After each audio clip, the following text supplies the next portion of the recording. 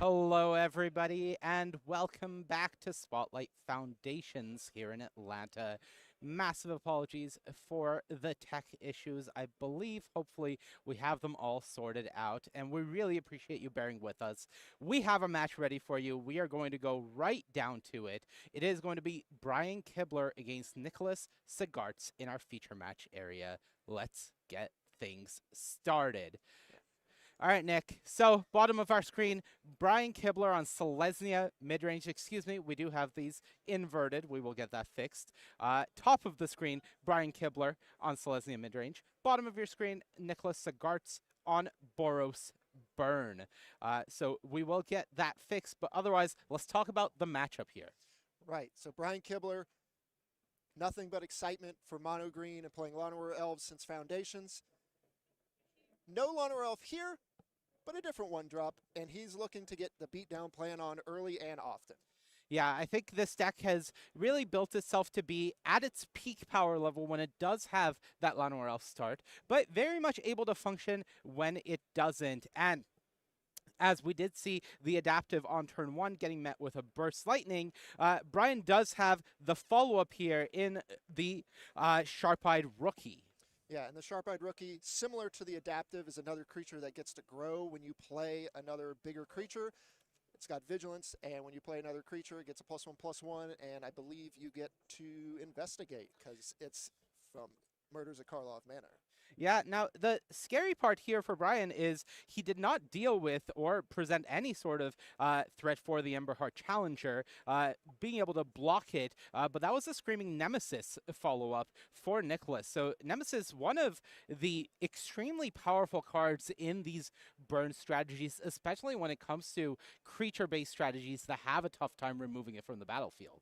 Yeah, and Nicholas's deck is a little more heavy on the burn, hence the burn moniker here. Not so much a mice deck. This deck's going to be able to close out games with a burst of spells after it gets that early damage in. All right, so we do have our overlay fixed now. We will get those cameras fixed for you, as well as a second Screaming Nemesis coming out here for Nicholas. And that was a Sharpshooter coming down from Brian. Does have reach, of course, so is presenting a blocker for the Screaming Nemesis. However, one is still getting through, and I believe Nicholas did indicate that the damage from the Nemesis was going face to Brian. So, importantly, Brian now has a pseudo emblem. We do need to get the life totals reversed, but otherwise we do have everything sorted now. It is Nicholas SCGATL at 20. Brian Kibler down to just 8 against this Boros Burn deck. A scary number when you are facing a deck that features cards like Boros Charm, able to deal damages in quantities of 4, and that's something that Brian has to be thinking about. There is a pseudo emblem on him now from that Screaming Nemesis. Brian no longer able to gain life for the remainder of this game, so that 8 is what he has to work with. Yeah, and I don't believe Brian has much lifelink outside of flipping a Pelucranos in his deck anyhow, but if he was hoping to crawl back in with some lifelink, that would have been one of the routes. Still, Brian's sitting here holding the fort with a Scrap Shooter, trying to figure out what to do next in this matchup. Yeah. Brian does need to find a Get Lost in his main deck to deal with the Screaming Nemesis. Already sitting at a precarious life total as it is at just 8, but if his only route is blocking this Nemesis and taking more damage 4 to the face, that is essentially going to be game between copies of Boros Charm as well as Burst Lightning in the list from Nicholas. It is going to be essentially trivial to deal 4 more points of damage. Yeah, unless Nicholas just does nothing but draw some lands or creatures that Brian can block. That are not Screaming Nemesis. Yeah, he's going to get burned out. But the 4/4 does hold the fort here, and now here we've got Rin and the Realm Breaker. Yeah, Ren Realm Breaker coming down, immediately ticking up to essentially animate one of the lands from Brian. That land does have Vigilance, Haste, and Hexproof until Brian's next turn, so able to present the damage. And at this point, blocking the Screaming Nemesis is actually representing more damage to you than letting it get through. And Brian recognizes that this game is now a matter of race mode, so he's going to say, shields down, your move. Yeah, he can't win by blocking that Nemesis. So if he can find a way to close this game in a very small window, he has a chance to win by hoping that Nicholas draws a couple of bricks. Yeah, so going back to Nicholas's side, we will see what he's got to supplement the Screaming Nemesis. It is going to be a copy of Slickshot Show Off here, and Brian going to present a blocker in the land, but Monstrous Rage on the other side, as well as the block, will be lethal, and that is game 1, blisteringly quickly, going to Nicholas SCGATL on Boros Burn. And as you mentioned, he can block the Screaming Nemesis, but the damage is going to be dealt one way or the other with that card. Monstrous Rage on the other creature allows him to just pump through and win. Yeah, so really we are seeing the power of the Boros Burn deck here, especially when it comes to a strategy like Selesnya midrange. We do see some decks like Dimir midrange having access to better removal to deal with it, but when you are counting on reach creatures to be your impenetrable wall, Screaming Nemesis really shows off just how much of a menace it is here. Yeah, and Brian has shown concessions to that in his deck building. This deck could have been mono green, but he has the white splash. It's pretty easy to fit into the deck and has some get lost, but he's going to need a little bit more help because three removal spells are just not enough. Yeah, and looking at the sideboard, that is where he is going to get that help. Specifically, 2 copies of Elspeth's Smite and 4 copies of Sheltered by Ghosts available to him. Anything else you're looking at that would really help shore up this matchup from Brian's side? I don't see anything in particular. The Sheltered by Ghosts is going to give him that lifelink, so if he avoids taking that damage from the Screaming Nemesis, that could be a way for him to grind out a game and just disregard some of that burn, but the removal spells that are cheap and the lifelink seems key to me. All right, so on the other side, Nicholas SCGATL, of course, taking a look at his sideboard. What are you really looking for if you are in the Boros Burn seat, trying to attack through the wall of large creatures that Brian is presenting?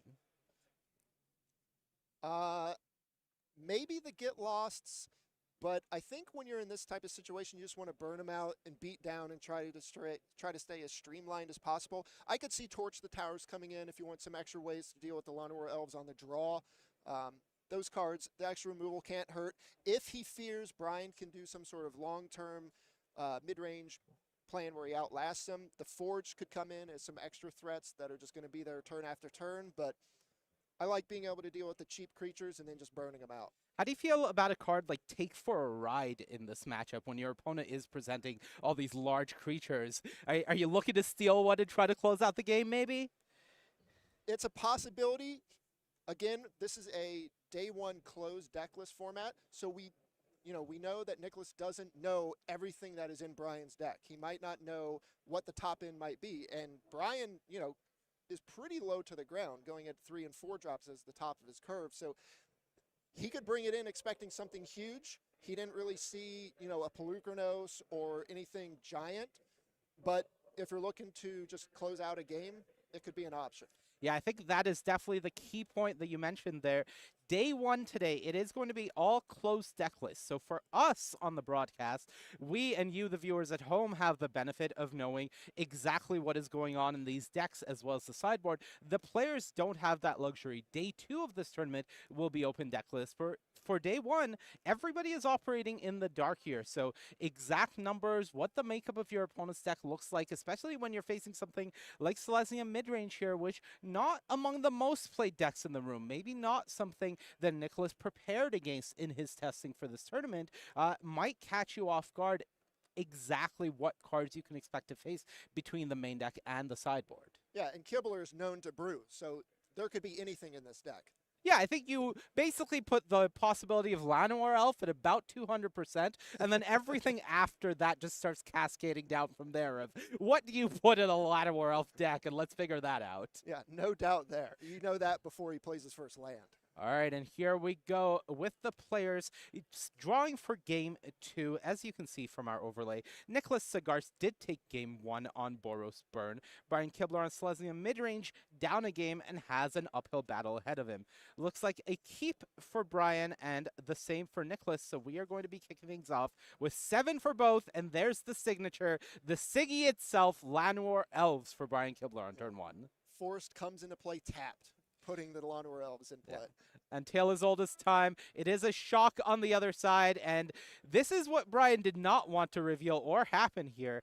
Just another Llanowar Elves pass, so if Nicholas is able to deal with the second Llanowar Elves and Brian doesn't have that land drop, this is going to be a very quick game. So suddenly 2 removal spells, Monastery Swiftspear presenting damage as well, and let's see if Brian is able to put together a game plan here. That is a great start. Yeah, you could see Brian laugh as that second Llanowar Elves getting caught. He knows he was caught with his pants down there with the one lander, but found the second one. He's got his creature on board. Now we'll see how much more damage Nicholas can generate here. Yeah, and I believe that is a Keen-Eyed Curator coming down for Brian. So it is a decently large creature, but ultimately not going to be able to present as much of a threat as you would like, as once again, we do see Nicholas bringing down the MVP of Game 1. It is that Screaming Nemesis coming down and immediately getting into the red zone. Yeah, and now Brian, again, is going to be thinking about how he sideboard. Did he bring in those Sheltering Lights? Is he going to try to rely on some life gain this game?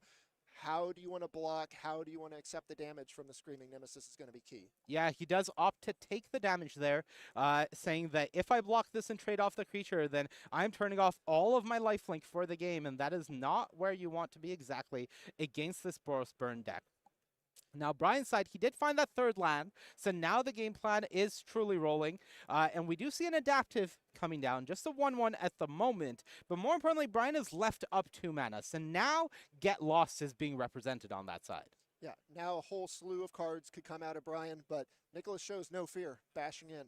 Yeah, that 1 menacing mana left up here representing something like a monstrous rage for Nicholas. So Brian has to be aware of that when considering potentially quote-unquote free blocks on this Monastery Swiftspear, and there is the monstrous rage. So we'll see, does Brian have the Get Lost here to try to fight against the onslaught that is being presented between the show-off as well as the Nemesis and the Swiftspear? This is a lot of damage coming through. Yeah, and this is what these red decks can do, but it looks like Brian's going to get paid off here. Has the 2 mana and the Get Lost, gets a little 2-for-1 action, taking care of the Monastery Swiftspear and avoiding all that extra damage. Yeah, so it is just 6 damage coming through here, but that is Brian going down to 9 life, so it is still a scary spot. He is absolutely not out of it. Ultimately, the best draw from Brian would definitely be one of those copies of Sheltered by Ghosts that we saw in the sideboard.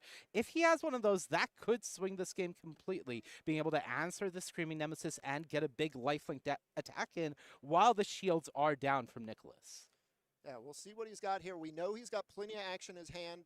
You know, he didn't have a second land, so we know his hand is full of action. He drew the lands off the top, so now it's up to Brian to find a way to get out of this. Yeah, because at 9 life, you are in a precarious spot. 2 cards in hand, it looks like, for Nicholas. And he is on 3 lands. He was on 3 lands the previous turn as well. So pretty reasonable for Brian to assume that Nicholas is on a decent amount of action here. He also has to keep in mind those map tokens can grow the creatures on the other side, but looks like we've got the Scrap Shooter.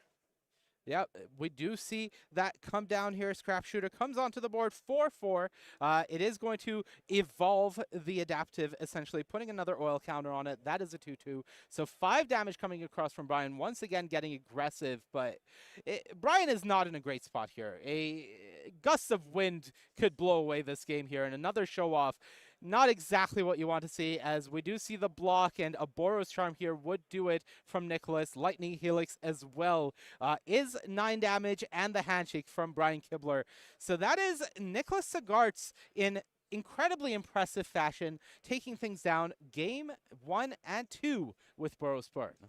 Burn doing what Burn does. Early creatures get you low. Sure, Brian's able to put a couple creatures on the board, but with the burn spells and the pump spells in hand, it doesn't matter. You've got good blocks that look like good blocks, but even with that Get Lost taking care of the Monastery Swiftspear, not enough. And you do see Brian actually revealing another copy of Get Lost seemingly in the hand, but essentially not enough when you do have to start making a board. If you are just using one removal spell to get rid of a creature and leaving your opponent with those map tokens, you are still going to ultimately lose the game against this burn deck. So taking the lesser of two evils and not getting paid off for it. Right, and with the beatdowns coming, you can't just sit there with mana up or you're going to lose the game. And it also signals to your opponent, I have something, so you're not going to get those 2-for-1s again. You're not Right. going to grab one of those tricks or a pump spell, and the burn spells are still going to go upstairs and not care about those get losts. Yeah, one of the powerful dynamics that exist in this Boros burn deck is the fact that a card like Screaming Nemesis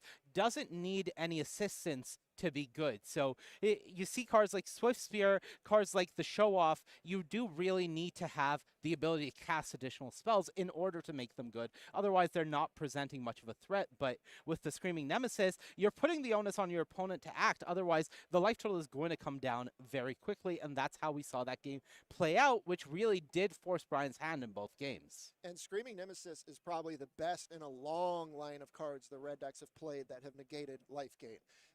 The body is relevant, haste is important, and it comes down, and the damage can scale based on the defender's blockers.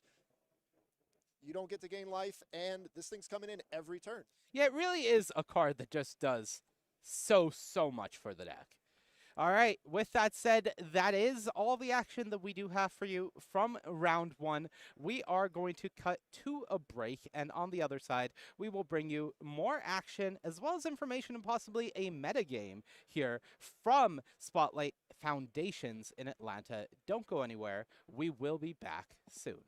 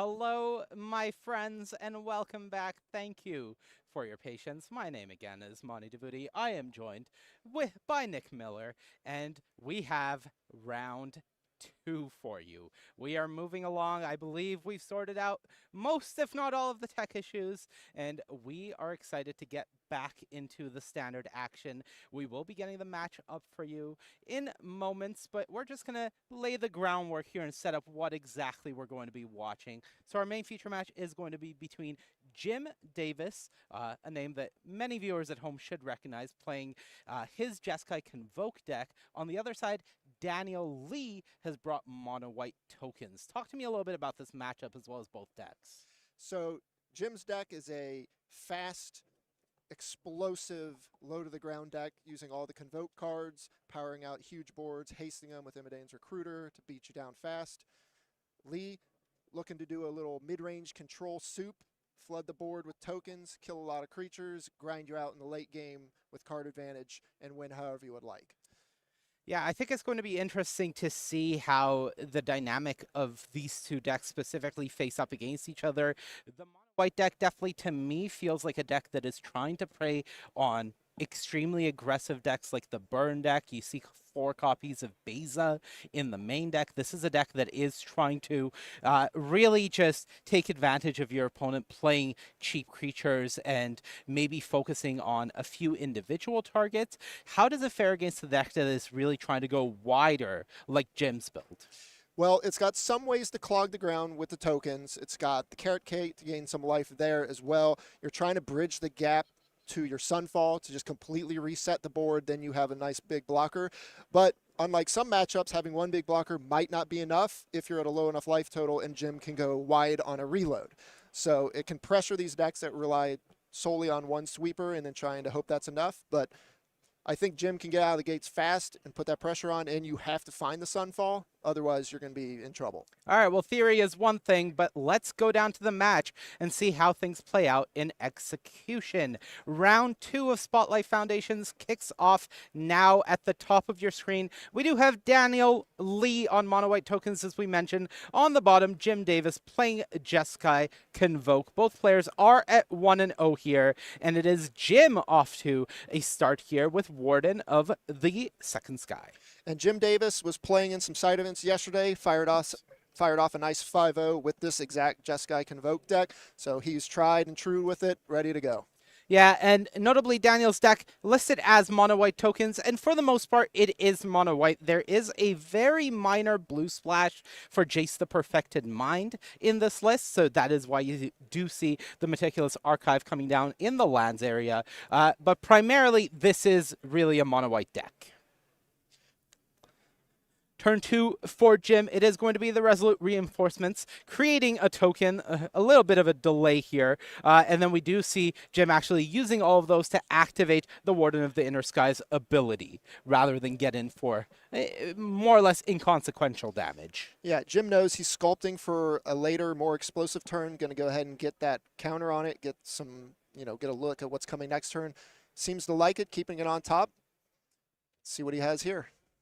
Yeah, the big thing you mentioned for Jim that he has to be aware of is turn 5.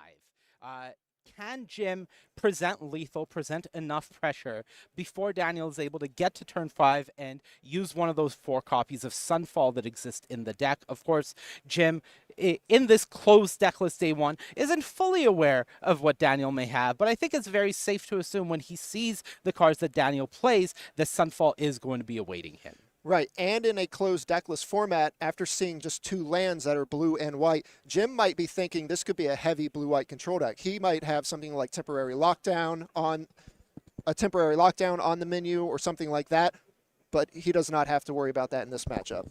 Yeah, so we do see almost the ideal turn 2 here for Jim. He does have the Percussionist as well as a Novice Inspector into the Knight Errant of Eos. So really just getting everything going, hitting 2 creatures, and notably the big creature that is going to help Jim race this potential Sunfall is the Imidane's Recruiter that I believe he found off of that Knight Errant. On the end step, the Knight Errant is met by a Get Lost, and for Daniel, just an Enduring Innocence before passing the turn back to Jim.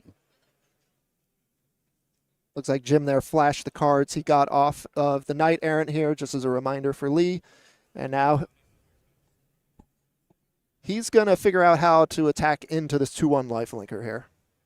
Yeah, the big question for Jim, ideally he would have something like a Case of the Gateway Express here just to get rid of the Innocence out of the way. Of course, the Enduring Creatures do come back the first time they are removed as an enchantment, keeping that aura-like effect sticking around. They are sticky permanents, but as things stand, Jim is just going to start off by using the map tokens that he got from that Get Lost, as well as the clue token made from the Inspector to activate the Warden of the Inner Sky again.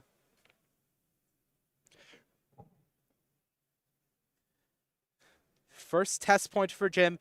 Does he have the third land for the Recruiter? No, but he does have the case of the Gateway Express. So the beatdown is going to start coming, and he does have enough creatures, so this will solve the case the very first turn, having that big attack, and still one turn away from Daniel being able to cast that Sunfall. You do see only 3 lands on his side of the board there. Yeah, a nice attack here from Jim, chipping down, knowing he's a couple of turns away from the 5-mana sweepers. You've already solved the case. Now it's questionable if Jim even needs to add to his board. If he does, maybe just the Imidane's Recruiter so he doesn't expose himself to a sweeper, but we'll see how it plays out. Here's Beza, right? Yeah, this is the big stabilizing mechanic for the mono white deck leading into Sunfall. This is the card that you are really using to bridge the gap, because trying to survive until turn 5 in a format like this standard where decks are so fast is typically a big ask, but having the 3 mana play of the Enduring Innocence as a lifelink creature into the 4 mana play of the Beza, gaining you some life if you're behind, creating a board presence, and we do see Daniel getting all of those effects here against Jim's board, means that now it's 17 with 4 lands on the battlefield, 3 blockers. Suddenly, even if Jim does go for the Imidane's Recruiter, he's not really presenting that lethal attack that he would like, and then how much is he overexposing to a Sunfall is the question. Yeah, quite the catch-up card right there. Bridging the gap, and now Jim has to decide how to proceed in the face of this, knowing I probably can't kill you this turn, then I might have to fade the Sunfall, and then we have to figure out from there. Yeah, notably, Warden of the Inner Sky activated again using those artifacts. It does have 3 counters on it now, which is the big point, because that does get the flying and the vigilance on it. So now you see the Warden coming in as a 4/5/5 with a case of the Gateway Express being solved there, coming in the air and essentially not being blockable. Yeah, and he's got another case coming down that's going to be solved once again. So he's going to have a powerful board if there's some interaction on the other side. Otherwise, he can keep pressing the advantage here.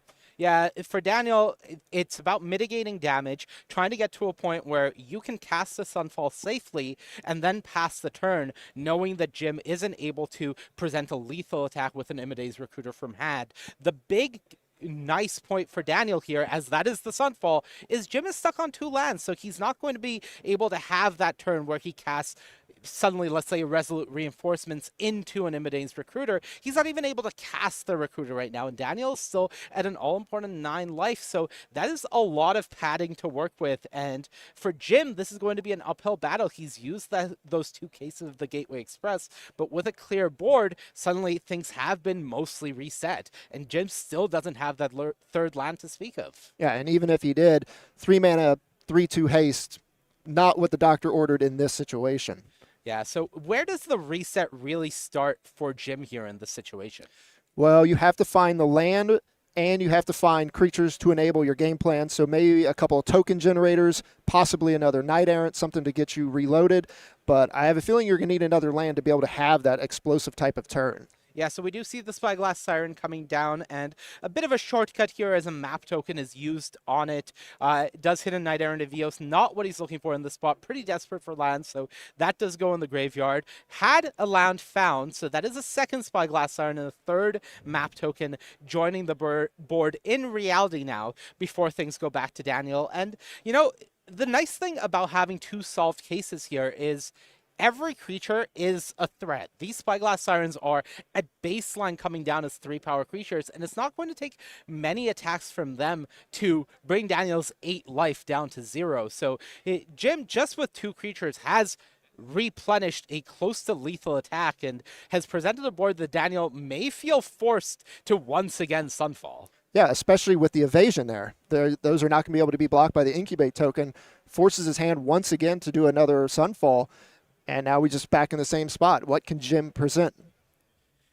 All right, and we do see the Citadel coming down from Daniel. That is naming blue, so notably does have double blue available for Jace the Perfected Mind, though that is a card that is going to come down only if Daniel is either presenting lethal with it, which we are quite a ways away from, or once the board is fully stabilized, which at the moment, with the knowledge of that Imidane's Recruiter in Jim's hand, that is definitely not the case, and that is something that Daniel has to be aware of. Yeah, and it's really in the deck to help out Fountain Port activations, but it does have a nice bonus there to Cassie Jace. Yeah, we do see the Painter's Studio coming down. 2 cards off the top for Jim. He will be able to play them until his next turn, so hitting the land there as well as a Novice Inspector. Pretty perfect as, once again, getting another clue token, getting that mana development, which is really important because Imine's Recruiter by itself is a 5-power creature with haste thanks to those cases. So Imine's Recruiter plus any other creature able to come down is a lethal attack if there are no blockers being presented. Yeah, and that room can add another Anthem, as you said, making all these threats relevant. I think Jim would like to find some more evasion here because the incubate tokens can present some blockers, but the Imidane's Recruiter does allow some bursty damage. All right, well, the first turn where Jim is not presenting a super wide board or flying threats means that Daniel finds the window to resolve a Carrot Cake coming down. And then one of the big reasons to play this mono-white-esque deck is having access to the powerful removal spell Lay Down Arms. This is a card that you can't reliably play unless you are mono white, but when you are, it is quite powerful. Yeah, by being able to leverage up to 18 planes in this deck, you can take down a ton of creatures. As the controlling deck, you don't care about giving them some life. Perfect answer for this type of deck. All right, and we do get a glimpse into the level of comfort that Daniel is feeling in this position. One of the incubate tokens does get flipped face up, quote unquote, and gets into the red zone. So starting to work on Jim's life total. The Lay Down Arms did give Jim 3 more life to work with, so was at a whopping 19. But Daniel undoing that damage with the 3 damage from the Phyrexian token, and Jim down to 16 with a lot of resources, but not much of a board in terms of threats at the moment. Yeah, and Lee is taking the aggressor here now with his game plan rolling. If he starts finding some of these other pieces that, punctuate the deck, maybe a Caretaker's Talent or something, he can just start running away with the game. And not to mention getting a card off all these small creatures thanks to the enchantment.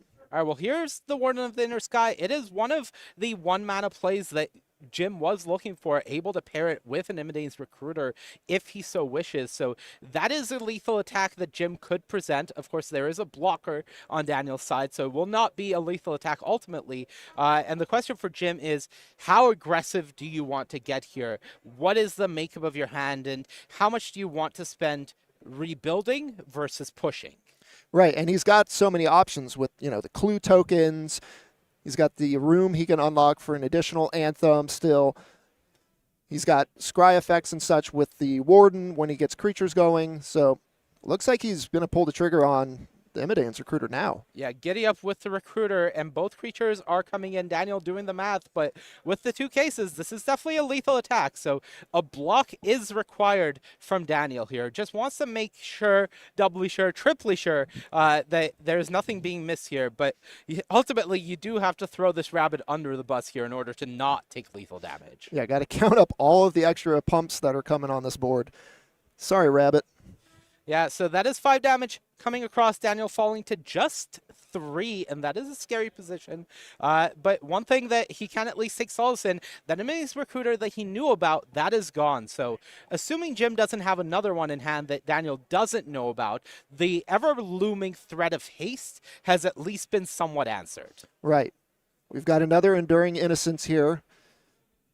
Another token, and now he's got lifelink on the board too, which is going to be nice if he gets in a spot where he has to chump again, get a life bonus. Yeah, so we do see the Innocence come down, resolve, and then Daniel goes ahead and sacrifices the Carrot Cake. It is food, so gaining 3 life immediately from that sacrifice, but also more importantly, creating that 1/1 white rabbit that you get from the sacrificing of the cake as well as when it enters, and that triggers both Enduring Innocences, so getting 2 more cards to work with. And this is the engine of this mono white tokens deck that can be so terrifying when it gets rolling. 3 blockers being presented from Daniel means that a removal spell isn't presenting lethal here. So for Jim, what he really needs is to get this Warden into the air. If he can get a 3rd counter on it here, then that is going to do the job of getting through, assuming Daniel has nothing, which for 1 mana at instant speed, I'm not sure can this mono white deck actually stop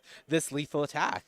Yeah, and it's impressive to show how this deck can continue fighting through not only 1 Sunfall, but 2, removal spells, blockers. But when you have all these solved cases, all these evasive creatures are really troublesome.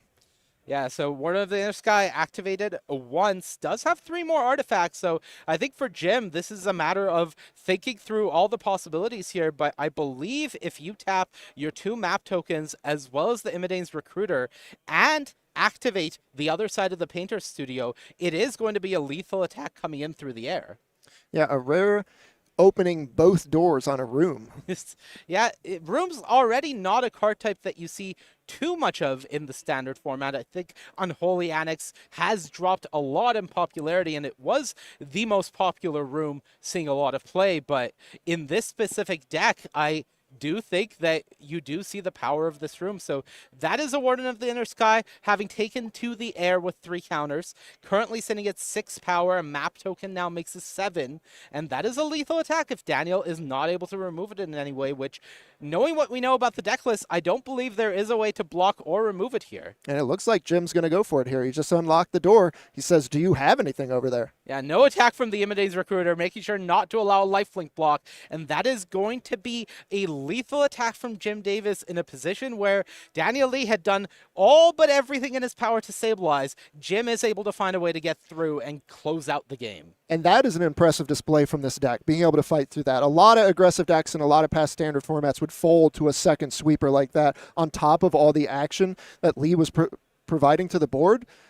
Jim, calm, cool, collected, just keeps grinding and still finds a way to get through. Yeah, I think that is one of the main draws of this Jeskai Convoke deck that we've seen a lot of players who do opt and favor for it be drawn to is it has a lot of resiliency. It has a lot of refills. The fact that all of these sticky creatures that you're presenting are also coming with map tokens or clue tokens that allow for these refills means that the deck is never truly out of the game, and the aspect of haste provided by Imidane's Recruiter means that you're not just cold to removal spells, wrath spells like Sunfall by presenting a board and saying go. Yeah, and the addition that all your pump effects are not tied to creatures, so when you get swept, you still have those sticking around to pump up your creatures. All right, well, that is game 1 going to Jim Davis, and that means it is sideboard o'clock here.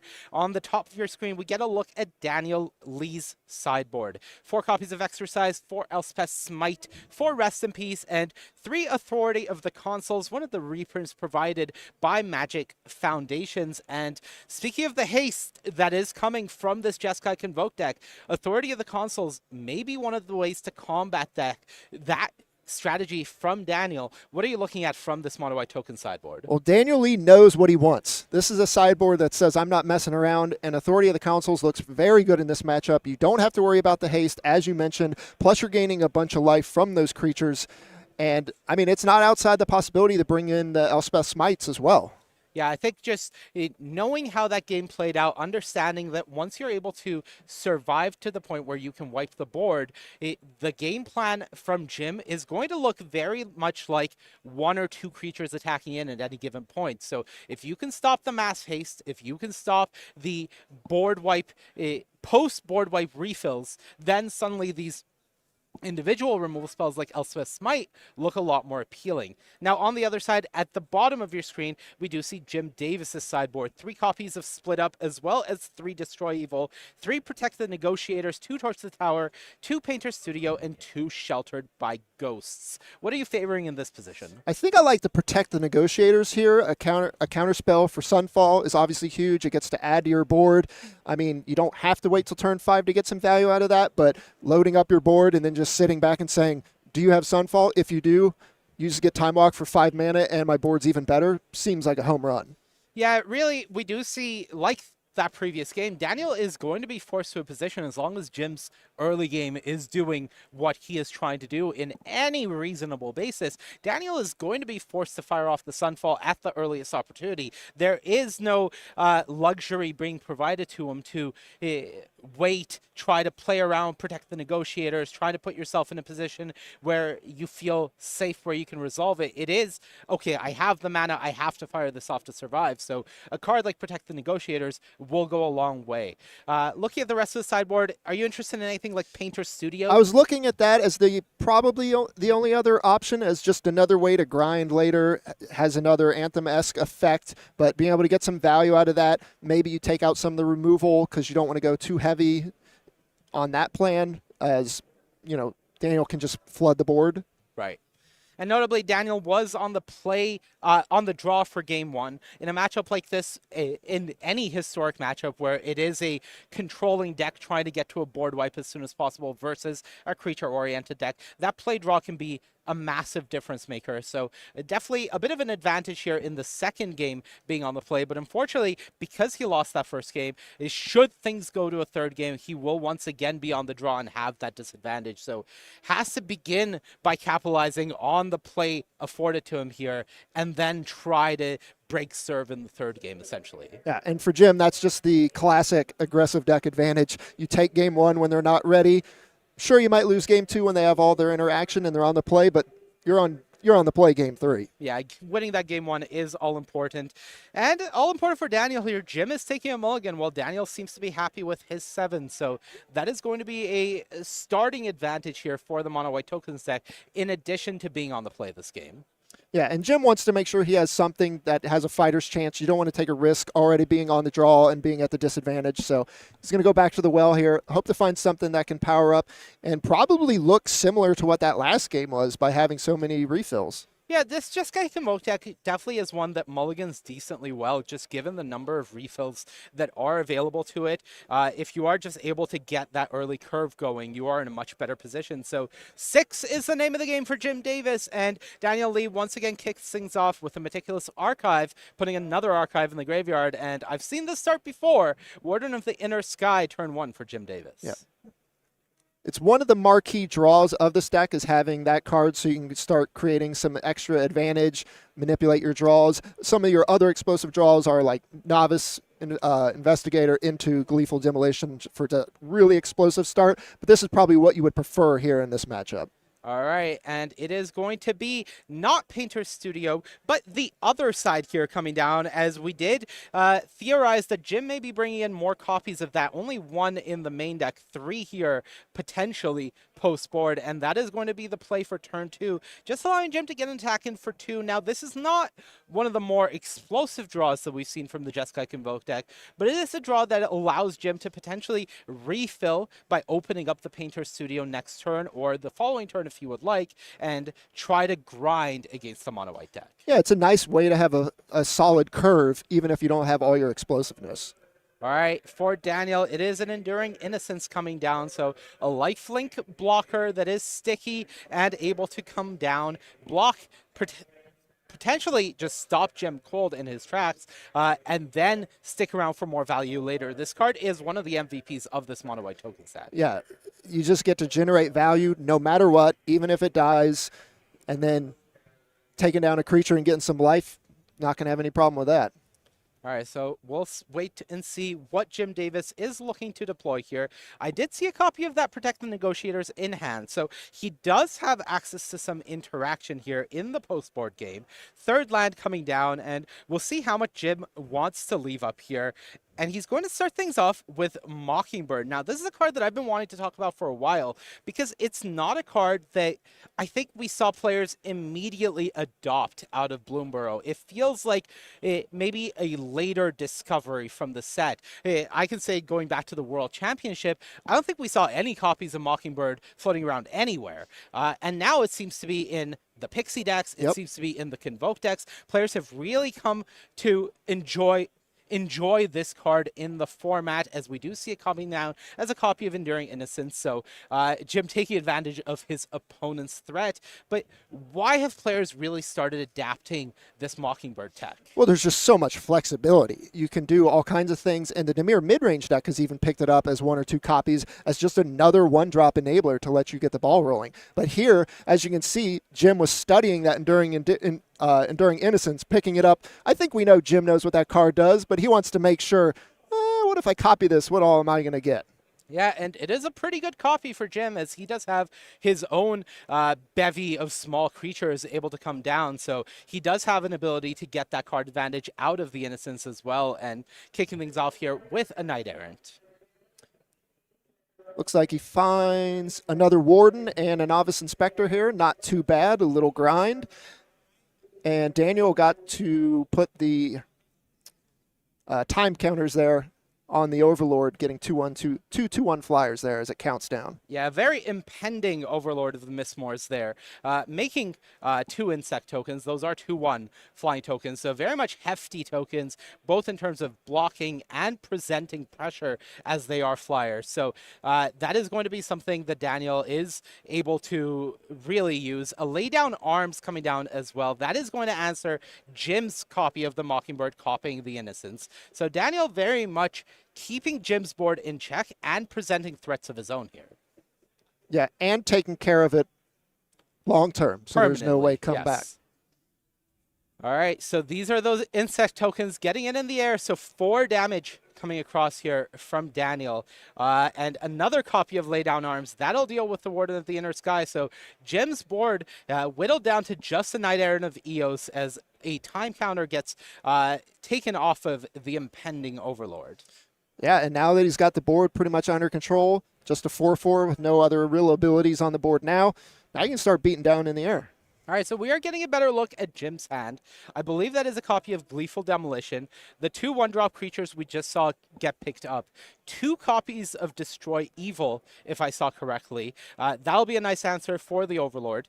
And he does, I believe, still have that copy of Protect the Negotiators that I may have caught a glimpse of earlier. So a decently reactive hand from Jim, but one that will allow him to not be scared of all of these big threats that Daniel is presenting in the next few turns. Yeah, so we see Jim did go a little heavier on sideboarding, picking up those Destroy Evils, playing a little bit more of a reactive game. Jim's no stranger to playing long games, and he's suited himself for that with his sideboarding. Interesting here that Daniel chumped with the Enduring Innocence on the 4/4, just keeping that enchantment around and preserving the life total. Yeah, I think definitely the life total is the big talking point here. We saw what happened in the previous game with Daniel getting too low, lower than he probably would have liked. And perhaps this is a sign to Jim that Daniel is representing a Sunfall in hand, just wanting to get that creature off the board. Sunfall does exile, so Daniel not wanting to lose his innocence to his own Sunfall, getting that into enchantment form, and then saying, all right, now do you want to commit both of these 1-drops that I saw the previous turn? Are you going to play a bit more conservatively and only present 1? Well, that works for Daniel. He's got an Overlord impending as well as 2 flying creatures. And this really does feel like the best of both worlds if you're in Daniel's position. Yeah, and if anything telegraphs the Sunfall more, we see the Fountain Port sacrificing one of the 2/1 flyers to draw a card there. I think the writing's on the wall there. But Jim is in a squeeze here where he's still, even if he knows the Sunfall's there, you're going to have to apply pressure in some way and put your guard down, or just sit here and play 1 creature at a time while Daniel has the advantage, because that's the squeeze you get put in with all this reaction. You can't pressure as much. There's the Sunfall. The question is, does Jim care enough about this to protect the Negotiators? We know he left it up. So if you're not leaving it up for the Sunfall, what are you leaving it up for in Jim's position? I don't believe he has a copy of something like Resolute Reinforcements in hand to refuel here. So I would be surprised if Jim doesn't fire it off, but you do see him thinking about it more than you would potentially expect in a position like this. Yeah, because you have to think, if you don't fire it off here, what are you waiting for? And then how are you going to have the mana to supply enough pressure to keep it up so that it has leverage later? Yeah, so that is the Protecting Negotiators fired off. Sunfall going to the graveyard. Again, not the best Sunfall in the world, but it was going to get the job done here. So now we're going to go back to Jim Davis. Just 2 creatures to his name, 3 lands on the battlefield, and we'll see what he's able to cobble together here. We know he has a reactive hand. We know there's 2 copies of Destroy Evil, as well as, I believe, a Gleeful Demolition in it. And the question is, where is the rest of the pressure going to come from?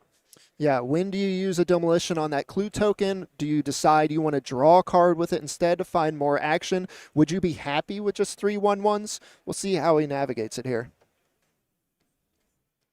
Alrighty, step one. I believe this is that Warden of the Inner Sky that we saw Jim pick up earlier. It chose not to deploy the previous turn in favor of that Protect the Negotiators, but now it can come down on the board, and Jim looking at that Shivan Reef in order to potentially cast that Gleeful Demolition, but starting off with just getting a counter on the Warden and getting that Scry going. Yeah, you could see him get ready to tap that, but decided he wanted to use the clue token as one of the 3 tappers for the Warden. Now we'll probably blow it up, and I think it's Jim here deciding, all right, now's time. We're going to load the board up with some creatures, hope Daniel doesn't have another sweeper, and then can go from there. Yeah, he's gone through the first Sunfall, so now saying that the second Sunfall, I am not going to play around it, considering I can't really in this position. I do have to present some kind of board advantage here. So just for everyone at home, as we get the token situation sorted out here, the Gleeful Demolition took care of that clue token, made 3 creatures. They went into the Warden of the Inner Sky, so they are tapped. Jim got another Scry here, and then came through with the Knight Errant for 5 damage. And this is what Jim really did not want to see, was the second copy of Sunfall here, as that's going to reset the board, get Daniel a large Incubate token, and this Overlord is now going to come from Impending onto actual creature form alongside the 7th mana Incubated token. We know Jim has 2 Destroy Evils for both of these creatures, but that is all of his answers, and Daniel still has more resources to work with. Yeah, and it puts Jim in a spot where you have to do that now because there's so much pressure, so much advantage, and you're not deploying anything. So yeah, you're answering these creatures, but they've generated value already, came from a sweeper, and then Daniel just gets to keep going. Yeah, and with not having access to his 4 lands, he can't even destroy evil both of these creatures. So it is really going to be Daniel having the ability to at least attack with that Incubate token for 7 if he so chooses. And he's going to start things off with a Beza here. Now, not the most exciting Beza in the world, as Daniel will have the board, but at least it is going to be some life gain. Though Jim can, interestingly, use the Pain land here in the Shivan Reef if he wants to change the life total values. Yeah, it feels like a little old Death Shadow day, using your Pain lands to manipulate your life total. And he was going to have to take care of that Overlord anyway before the attack step, because you don't want to give him the 2 extra tokens. Yeah, so the Shivan Reef play does make the life totals tied, so no extra life gain, excuse me, for Daniel from the Beza, but now he knows the coast is clear, so Incubate becomes Phyrexian, and 7 damage coming across, knocking Jim Davis nearly half of his life total down to 8. Back Jim's way, we know there's a second copy of Destroy Evil in hand. That can answer the Phyrexian, but the big bad Beza will still remain, and Daniel very much has the board here. Yeah, Jim's going to run out of removal spells at this point with all the haymakers that Daniel's throwing, but we'll see how Jim can react. All right, and we do know, okay, it is going to be Destroy Evil, dealing with the Beza, allowing Jim to get through. I think I saw another copy of Gleeful Demolition. So it's possible Jim's plan here is actually be aggressive and try to chump the Phyrexian. Say that I have these 3 tokens, I have this Painter Studio, the other side, excuse me, available pumping this board. So if I can just present 1 blocker and get through for, let's say, 6 damage while you're attacking, this is a race that I can try to put together a win. And this is very much Jim playing to win rather than playing not to lose. Right, and that's what great players do. They're in a position, they've figured out where the game is going, they know how they have to try to win the game, and Jim identifies this is the avenue I have to go down. And, you know, the Phyrexian Incubate token just basically has keyword big on it and nothing else, so you can just throw these goblins under the bus. All right, so going back Daniel's way, we do see things starting off by making a fish token. And the inevitable attack, nothing Daniel is going to do other than that, and we'll see how things go from there. The fish token, of course, being made in order to draw a card off the Enduring Innocence before making any meaningful choices. And now that we've gone back Jim's way, Daniel making another fish in order to get that card and saying, all right, I have some blockers. What are you going to do here? Yeah, and this is a powerful engine, being able to generate blockers, draw cards, all with just your lands now. Yeah, this is very much, once the mono-white deck is stabilized and rolling, this is how you see it bury the opponent in card advantage and resources, is having access to hard to answer card types, whether it be enchantment or land, and maybe one of the reasons why Jim really did bring in those copies of Destroy Evil in addition to what he was bringing in. Really just saying that, okay, I'm making blockers and drawing cards and having answers, and you can only do so much in a given turn. Right, you're going to run out of ways to interact with all this. And notably in this game, the texture is a lot different because Jim doesn't have all these extra solved cases of the Gateway Express to pump up all these creatures, making all the smaller creatures relevant in the late game. He's only got the one room unlocked to really do that pumping, so the threats are not quite as severe. All right, so Painter Studio is opened and does hit a land as well as another Novice Inspector. Great. Is able to play both of those, get in for 2. So Daniel goes down to 10 life there. But Jim not able to attack with the other goblins because of those fish tokens. So things going back Daniel's way, and it does feel like a stable board is being presented here. Yeah, and even if Daniel doesn't play any spells, he still has access to this line of play each turn, creating these tokens, drawing cards, and Jim still has to fight his way through it. But how about potentially the best spell in the situation here? The one-of copy of Virtue of Loyalty coming down, as well as Ardenvale Fealty. So making a knight, drawing a card, and getting the Virtue down suddenly means that Daniel is now able to play offense and defense and start growing these creatures, and the door is very much being closed on Jim Davis. Yeah, there's no key to unlock this door for Jim, I would say, in this situation with the, we get to say now who's the pump deck now. Yeah, and I think that is what I was going to focus on as the way Daniel completely shuts the door. One, Authority of the Consuls, I think, was going to get the job done. A second, and this feels nigh unwinnable for Jim Davis, and I believe sooner or later we are headed to a game 3 here. Yeah, if the writing wasn't already on the wall, 2 copies to really hammer home the point that says, yeah, you're not going to get in here. Yeah, haste is off the table. I have the board, I have the answers, and that is how I'm going to get the job done.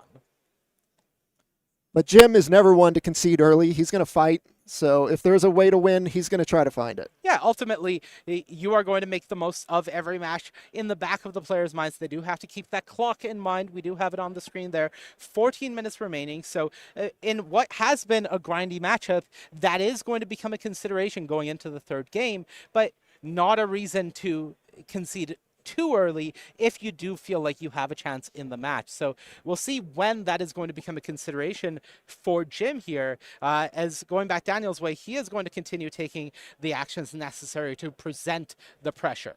Right, and there's the namesake card of the Mono White Tokens deck, the Caretaker's Talent, to really hammer home what's going on here. But, I mean, I think Jim says maybe there's a combination of draws off the top of my deck that allows me to punk him out here and steal the game, so I'm going to play to that. And we're going to see what he does. Yeah, Resolute Reinforcements joining the battlefield on the end step. Daniel saying, okay, I gain 4, carry on, untap my creatures, put these counters on. Every creature that Daniel is presenting is in full Abyss mode now, requiring a block or an answer from Jim. And Jim has seen enough, so that is going to be game 2 being taken by Daniel Lee. It wasn't easy, it didn't come quickly, but it was inevitable at that point, and that means we are going to game 3. Yeah, and that does show that Jim's deck has a lot more interaction in a post board than we expected. He brought in the Destroy Evils along with the Protect the Negotiators. So he's going to have to find the mix with his opening hand here to not only apply pressure, but also have that disruption. Now, here's an interesting question that I do want to think about from Jim's position. You're going into game 3, you're on the play, and you know at least somewhat that you're going deeper into the round. Time is ticking. And this early in a large, nearly 1,500 person open tournament, what you really don't want to be picking up is a draw. Do you sideboard in a way here that is leaning more aggressive and less reactive in order to give yourself the best chance of potentially winning this game rather than being reactive and trying to stall the game into a position? Or do you say, my best chance is to stick to my game plan and I'm going to do just that? It could be a possibility. I'd be interested to know what Jim's thinking, because by the time they start their match, we'll probably have 10 minutes. But, you know, if Jim believes the matchup swings his way if he sideboards in this manner, I think he's going to stick to his guns. Now, the question I have, he's on the play. Does that alter how you sideboard? Right. Are you going to be less reactive just inherently regardless of time because you are on the play, you are wanting to be the aggressor. You can't really afford to have draws where you're not able to get your Knight Errant down because you have multiple Destroy Evils and Protect the Negotiators gumming up your hand. Right, and it's nice to have those Destroy Evils when those giant creatures get to the board, but I think if I was in Jim's spot, I might take those back out unless he has absolutely nothing that would help affect the board. I would try to get those out, make sure I'm on the board early, and just really rely on those Protect the Negotiators to make sure you don't get swept and try to steal the game quickly. All right, well, sideboarding is over, and we are onto the board here as Jim Davis did kick things off with a Spyglass Siren. On the other side, Daniel Lee, probably the most important card to have on turn one, Authority of the Consuls. And you can see already Daniel making it very clear what the game plan is here, as Lay Down Arms just immediately goes after that Spyglass, saying, I do not want you to get any sort of board position. Of course, the 2-mana pass on turn 2, a near face-up Resolute Reinforcements coming out from the Jeskai Convoke deck. That comes down on the end step, and things go back Jim's way. The Flash creature, a nice way of getting around the Authority, being able to untap and get in with those creatures. Right, and it's one thing to have Authority of the Consuls in your deck and play it late in the game, but having it on turn 1 where it's going to provide the biggest advantage, that's nice to see. Yeah, so back Jim Davis's way, that map token is going to be the activation, it looks like. Not a good glimpse of his hand so far, so we're not sure if he's looking for lands like the previous games or spells, but this gives us a glimpse as Knight Errant of Eos does stay on top, and 3 damage coming on through. Daniel did have the second land and a pass. Third land for Jim, and another pass. I'm very curious if he has a second copy of Resolute Reinforcements here, or if it is just something like Protect the Negotiators that is being the pass. It would make sense with the Knight Errant on the top of the deck staying there. It would seem pretty natural to just instep put in some more tokens, and as you see, there it is. All right, it was just a carrot cake for Daniel, but all importantly, no third land, and I think that is exactly what Jim wanted to see, to know that the shields are down and the way is open here, because Daniel's game plan, we've seen it really revolve around the fact that he wants to get to Beza, he wants to get to Sunfall, and every turn that he misses a land drop means that he is further and further away from being able to do that. So for Jim, now he gets to almost overcommit to the board, knowing that we're too far away for Daniel from that sort of position. And not the best Knight Errant, only hitting a Warden, but the board pressure is mounting. Yeah, and once you see he doesn't have the extra land, you get to overcommit. He's so far away from his really impactful plays, and as someone who plays a lot of aggressive decks, there's nothing I like seeing more than my control opponent not hit a third land. You kind of do that fist pump in your head, and you're just like, why don't we just stay at 2 and we'll wrap this up? Yeah, you change your mindset completely about what your opponent is presenting, and all premises of I'm not going to play too much into the board, I'm going to keep up, let's say, Protect the Negotiators. We don't know if it's in Jim's hand or not. Those go out the window. It is all about I need to go, go, go, and capitalize on this window that I am being given. Right, and unlike game 1 where it was unclear what deck Daniel was on, now you know you probably don't have to worry about something like Temporary Lockdown or a 3-mana way to clear the board. All right, second Lay Down Arms from Daniel, getting rid of that Warden, but the rest of the board sticks around, and unfortunately still missing that third land drop. So Jim Davis untapping with 5 creatures now, and that lone rabbit on the other side trying to hold down the fort is looking more and more like it is not getting the job done. Yeah, that one's going to go into the rabbit stew and fall under the 4/4. 5 damage coming across as the rabbit, just a chumper, and Imidane's Recruiter being sent to the adventure zone. So here come the troops, and next turn, that is going to be a very, very imposing attack coming across. So Daniel needs a miracle, and a shake of the head from him. I don't know if a miracle exists. After being terrorized by Imidane's Recruiter in Wilds of Eldraine Limited, I know the feeling of seeing that card in the Adventure Zone, because it means, oh, your board is already so good, you can just keep adding and then bring this down to provide even more hasty damage. Yeah, Daniel sacking the carrot cake, getting the token, getting the life, still at 20, but Now you're facing down 7 creatures. The Emanating Recruiter itself will come into the battlefield tapped, but not really relevant when you're getting that Anthem effect. Right. It doesn't get to attack, but it's going to provide your board 7 more damage. All right, here comes everyone. Rabbit gets in front of, you would assume, the biggest attacker, and that would still be, I believe, 15 damage coming across if I've done my math right. So Daniel losing nearly 3/4 of his life with a chump on the Knight Errant. Yep. And again, Daniel's stuck on 2 lands. I'm not sure what he's drawing to at this point to try to peel out of it, but he's going to look.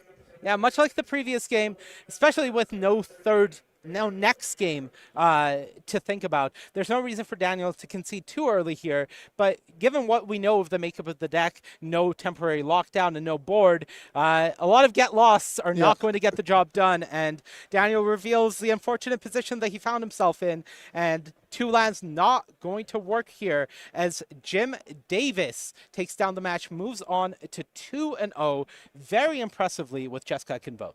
Right, and that shows when if you can't get off the ground with this mono white deck, you're going to have trouble getting all your engines going because you have to hit that crucial 3 mana mark to get your Enduring Innocence or one of your card draw effects going so you can supply creatures and cards to the board while refilling. And if you don't get that going, you're going to have a problem. Yeah, we talked a lot about the power of the mono white deck in terms of going, okay, I play a sticky creature into a Beza, into Sunful, but all of that starts at 3, and if you never get there, then that is a problem. Now, what isn't a problem is more Magic. We have a backup feature for you, and we are going to head down into that, let you know who we're going to be watching, what we're going to be watching, and exactly what you can expect from this backup feature match. Let's get right into it. And we can see here Andrew Ellenbogen, a Pro Tour champion, bringing the new hotness of the tournament, Esper Pixie. Okay, there you go. All right, I am excited to get our first on-camera look at this Esper Pixie deck. It is, I think, what a lot of players have been excited about coming into the weekend is exactly how good this deck is going to be. So we're going to get a good glimpse at that. On the other side, Blake Burns bringing, well, a familiar face. We just saw it, mono white tokens, and we do have the match ready now. So we are going to get into it, and we're going to see if mono white tokens can fare better here in the hands of Blake Burns.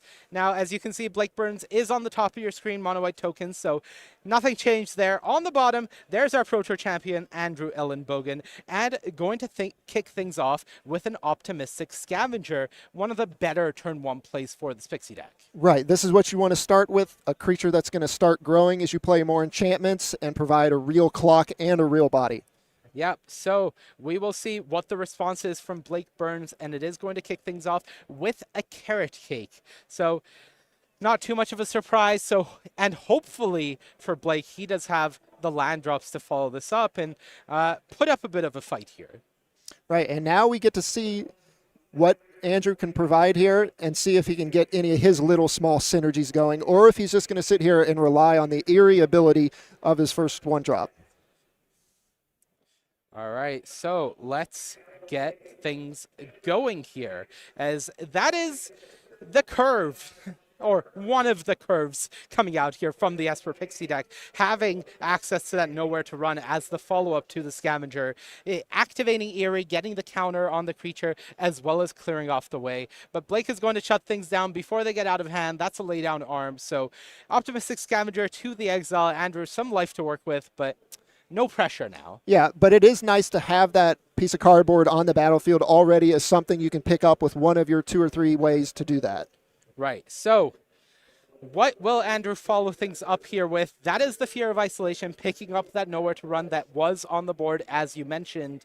Now, I will say, in terms of cards that you really want to be picking up and reusing against mono white tokens, Nowhere to Run lower down on the priority list, I would say. Right, you would much rather have the Hopeless Nightmare, a way to deplete your opponent of resources, but if you don't have anything else, it's nice to get some value, take it down, pick it back up, and similar to last match, how we watched Jim leverage the Warden as a creature with evasion, now you have a flyer on the board against this token deck. Yep, so the 2/3 flyer and the pass back to Blake, who did sack the Carrot Cake, having access to another rabbit to work with here. And we'll see if There's the Beza. That's the 4-mana play. I got a glimpse of Sunfall in hand as well. Sunfall, way less important against this Esper Pixie deck than the previous match we watched. But Beza, a very large creature, of course, dodges the nowhere to run here. So now board presence going Blake's way. Right, and it's always nice to have a Sunfall. You know, it'll kill a creature the same as many other removal spells, but it's a little more expensive. But in this matchup, we're really going to see those pinpoint removal spells be key. All right, so things go back as Andrew just passes with a land drop. And here Blake is playing into the nowhere to run that is essentially face up. This is the reason Andrew didn't attack in with the Fear of Isolation. So we'll see if Blake has something like a Get Lost here. It'll be interesting to me whether Andrew will play around the Get Lost by allowing his Fear of Isolation to die, or whether he would like to try to keep it alive by casting the Nowhere to Run first and allow himself to potentially get blown out. He has a little game of chicken here, but it looks like the damage goes. And Caretaker's Talent now joining the board. And it looks like he gets to level it up immediately. So are we going to see Andrew here fire this off now? I would have to imagine after you chump, you're going to use the Nowhere to Run. Yeah, and now Blake has presented Andrew with an interesting choice because he would have liked to use this Nowhere to Run to get rid of the Beza, but the Caretaker's Talent is representing so much advantage by allowing that second class to make a copy of that rabbit token and draw you an extra card. So ultimately, Andrew, after throwing away that Fear of Isolation, is forced to use the Nowhere to Run on the rabbit token instead and allow this Beza to live just to prevent that massive swing. Yeah, so it's a good attack there from Blake, so you get to put him in this will you, won't you situation, and then you still get to keep your 4/5 at the expense of a token. Yeah, I think Blake is really just showing how familiar he is with his own deck and how his opponent's reactive patterns will be taxed in various positions, as on a surface level that didn't look like a great attack from the Beza, but ultimately it resulted in a massive swing for him. Yeah, you get to kill the creature, you lose a token, you keep your 4/5. It's hard to argue with the result there. All right, so that was Cadaver Lab coming down, returning the Fear of Isolation from the graveyard. Then the Fear of Isolation entered the battlefield. That returned the Cadaver Lab to your hand. So we're seeing some of the... I don't want to say cute, as it almost sounds like I'm diminishing their efficiency, but that is the best term for it, is these are cute gameplay patterns. They're just also incredibly powerful at the same time. Yeah, you get to see some of the synergies coming into effect, and you get to see some of the resiliency as well.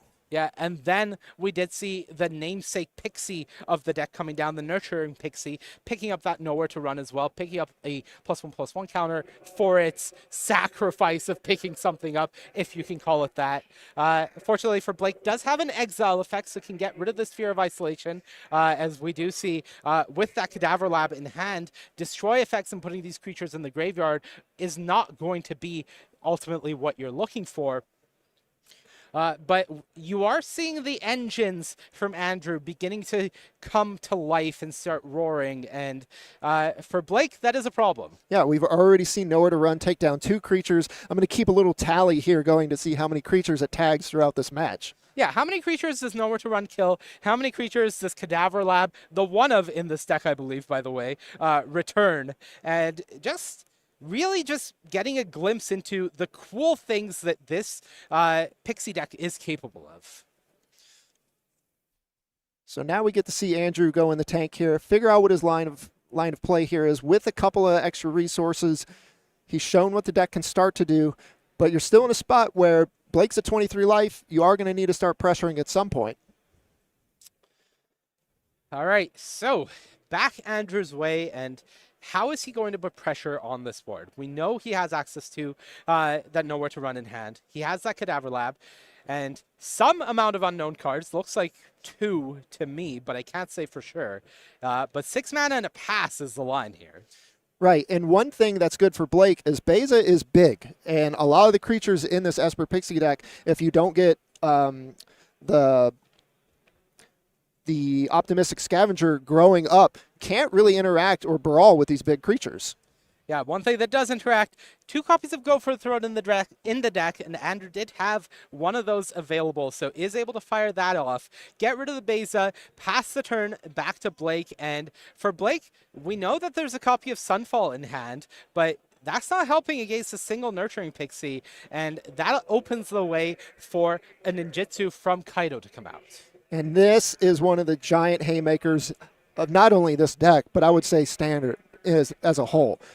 If you don't have an answer to this, Kaito can take over a game in a number of ways. Yeah, this card on rate is just absolutely incredible. 4 mana Planeswalker, already an impressive rate, but 3 mana to have that ninjutsu ability, have it be able to come down as a creature on your turn, and have hexproof and get some damage through. It just does so much all around.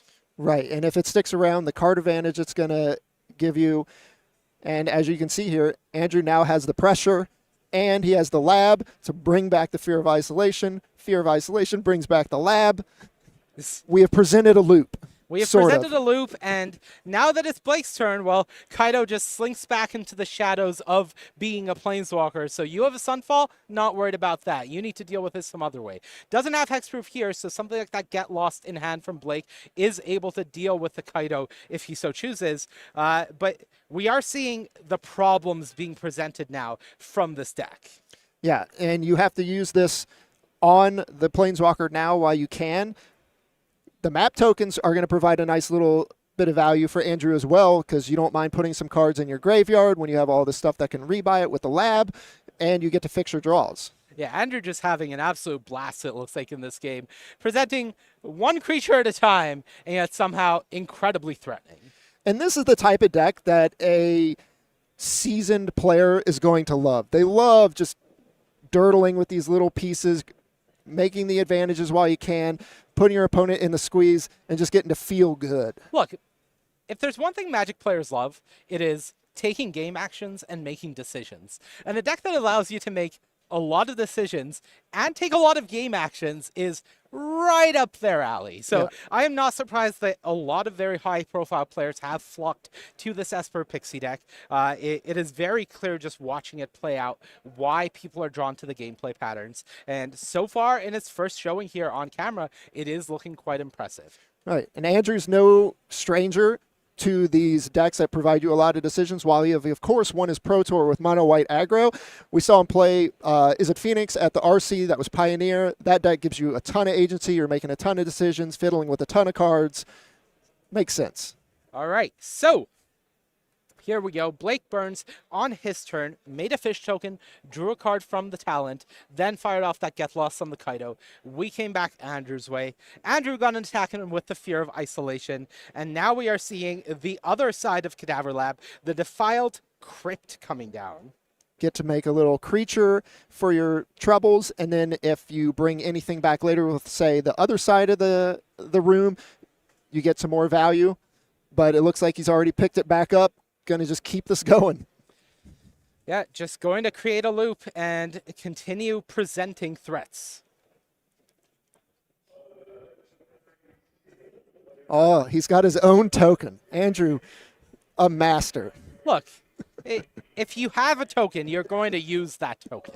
That is a rule of the Magic the Gathering landscape. It is a tale as old as time. We've seen from pro player cards all the way back in the 2000s to the SCG Invitational tokens, coming down to now where Andrew using his Star City Games token. Said, don't worry, I've got it. Yeah.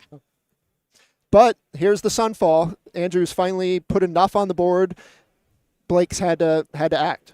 Enough being, by the way, 2/2/3 flyers, 2 creatures. Yep. But the big notable effect here, of course, is Exile. Exile has been the entire name of the game from Blake Burns.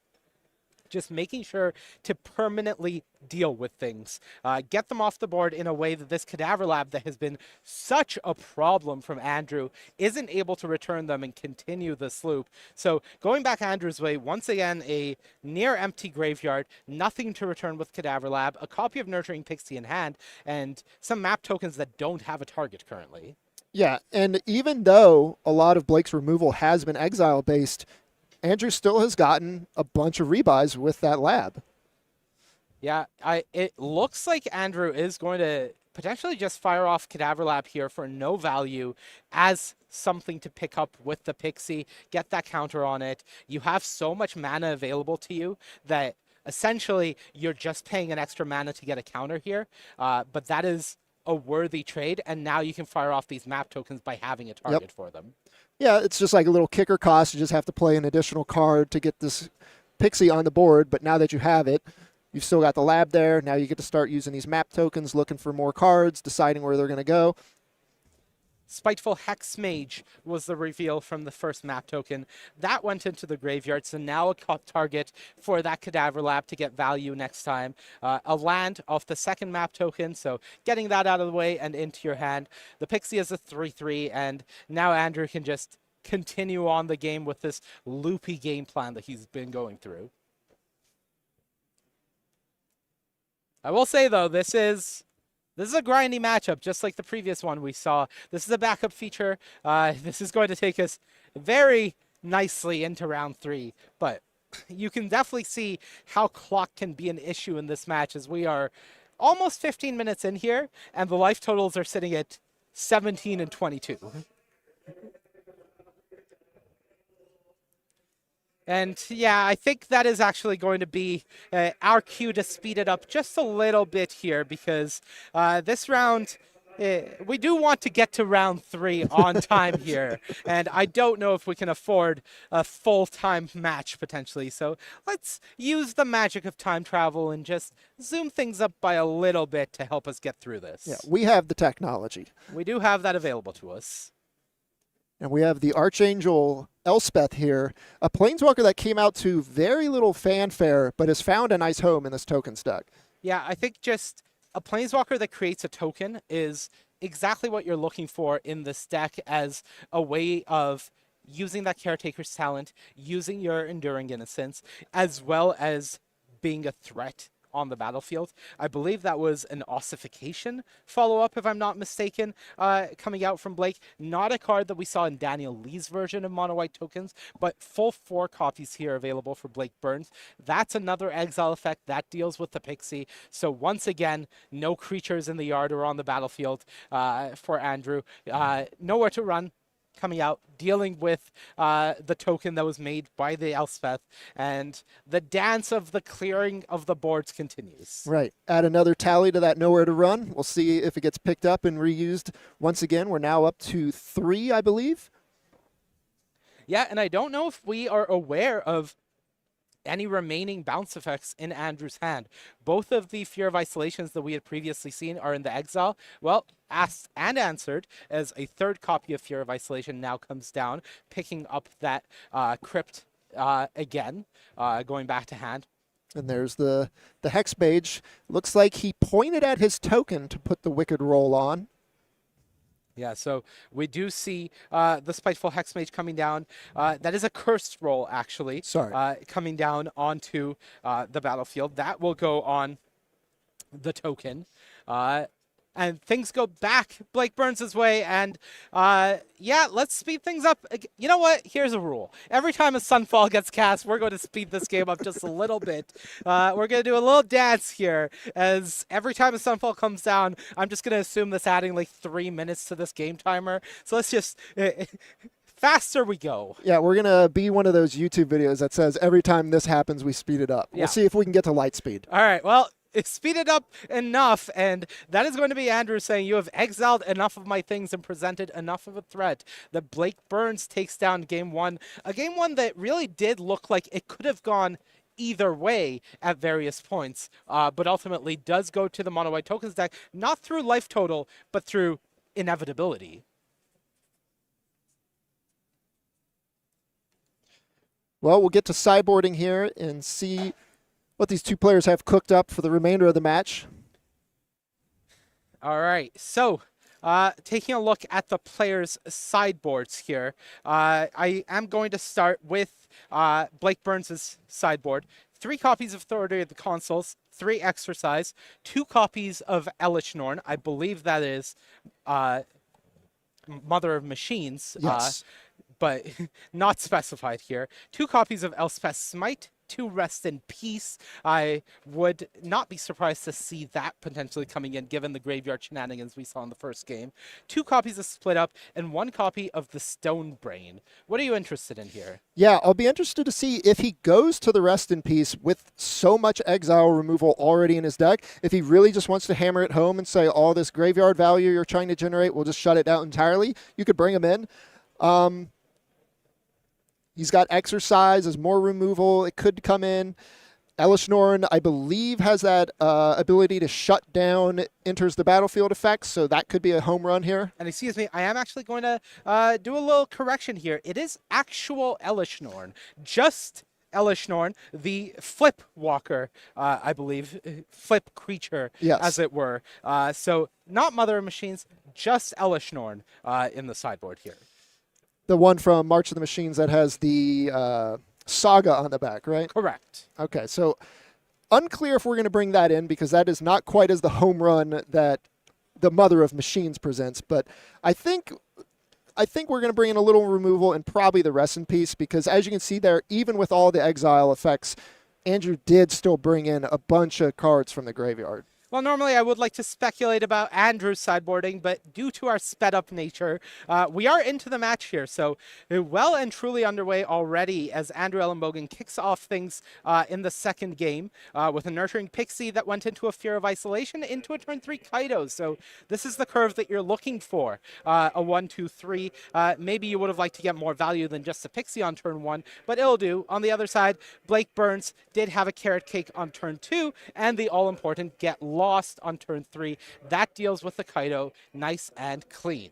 Yeah, you're never going to be unhappy with getting a Kaito on the board. Unfortunately, it gets tagged by the Get Lost, but now we get to see a card we didn't see at all in Game 1 in the Hopeless Nightmare as a way to combat all this grind that Blake gets to present. Yeah, and I think this is one of the most important cards in the Esper Pixie deck, and what makes it truly exciting is having a what looks like unassuming card in the Nightmare. Just when it enters, each opponent discards a card and loses 2 life.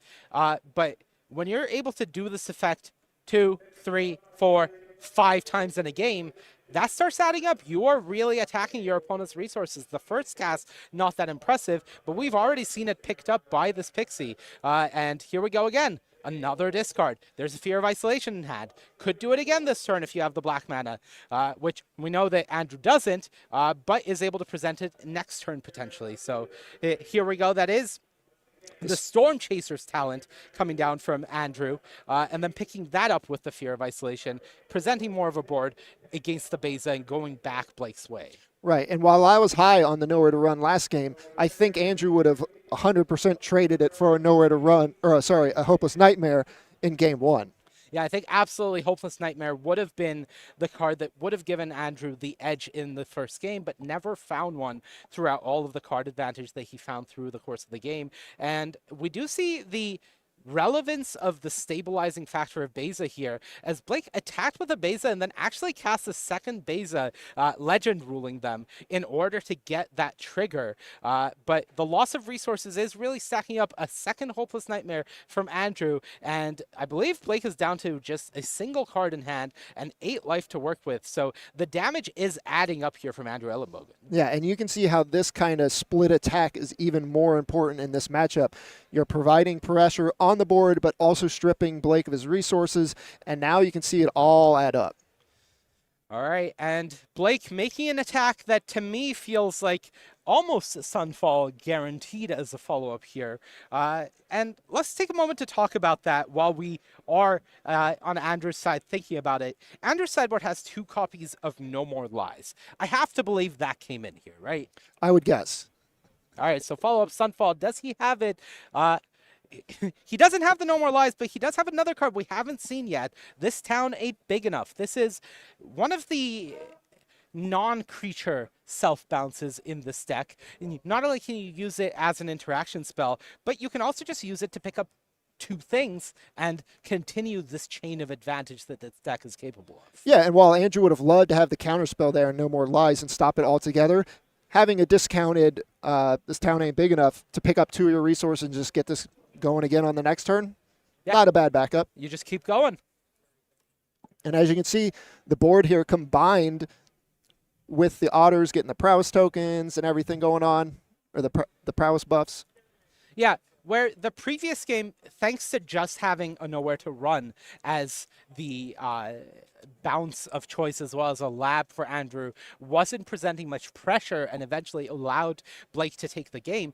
This game, cycling between Hopeless Nightmare and the Storm Chaser's talent, every card is presenting pressure, so every turn there is more and more coming out from Andrew Ellenbogen, which means Blake doesn't have the same luxuries that he had the previous game, and you can very much see the difference cadence of the game here because of just how fast Andrew is going. Yeah, and you just see the amount of material on the board here.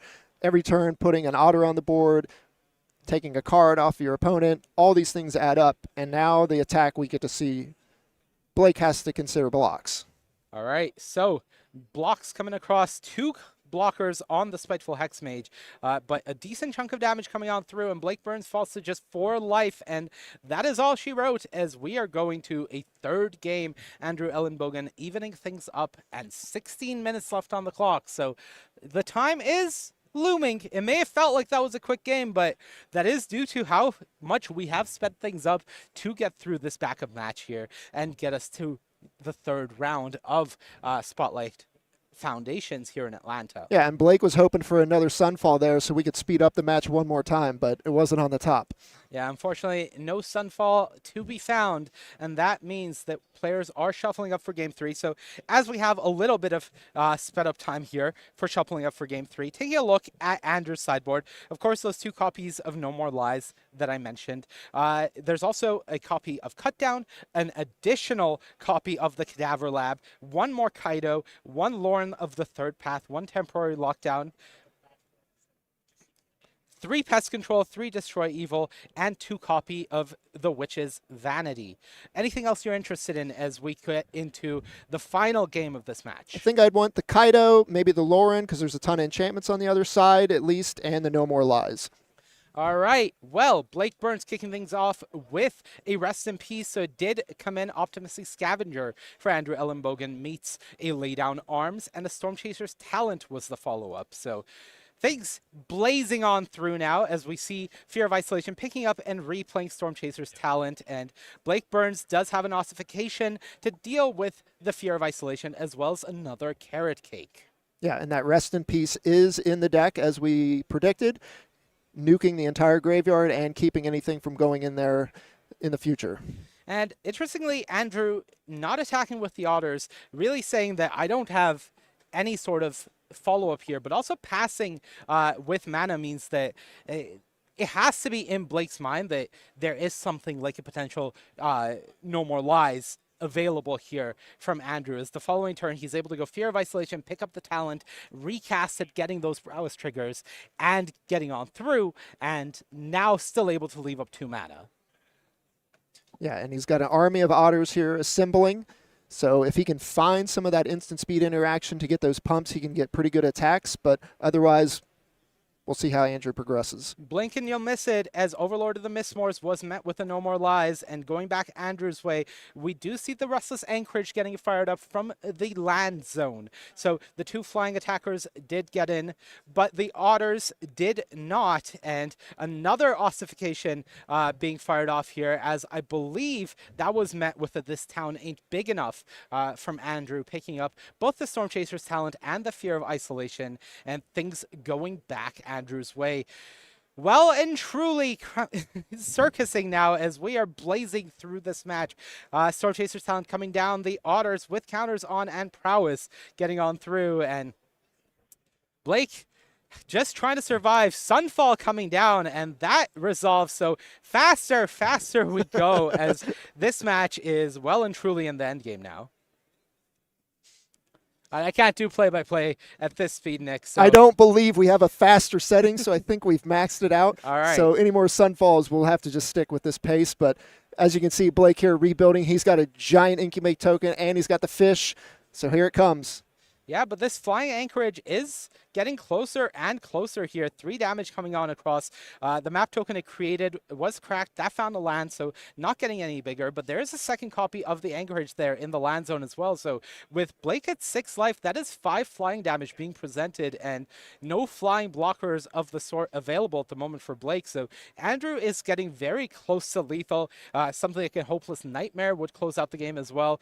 We do know there's a Destroy Evil there in Andrew's hand, so he could use that to deal with the Phyrexian token if he so wishes. But this is a big attack coming out from Blake Burns, who is, of course, trying his best to race these land situation that is coming out from the anchorages, and we'll see if Andrew has a way to close things out.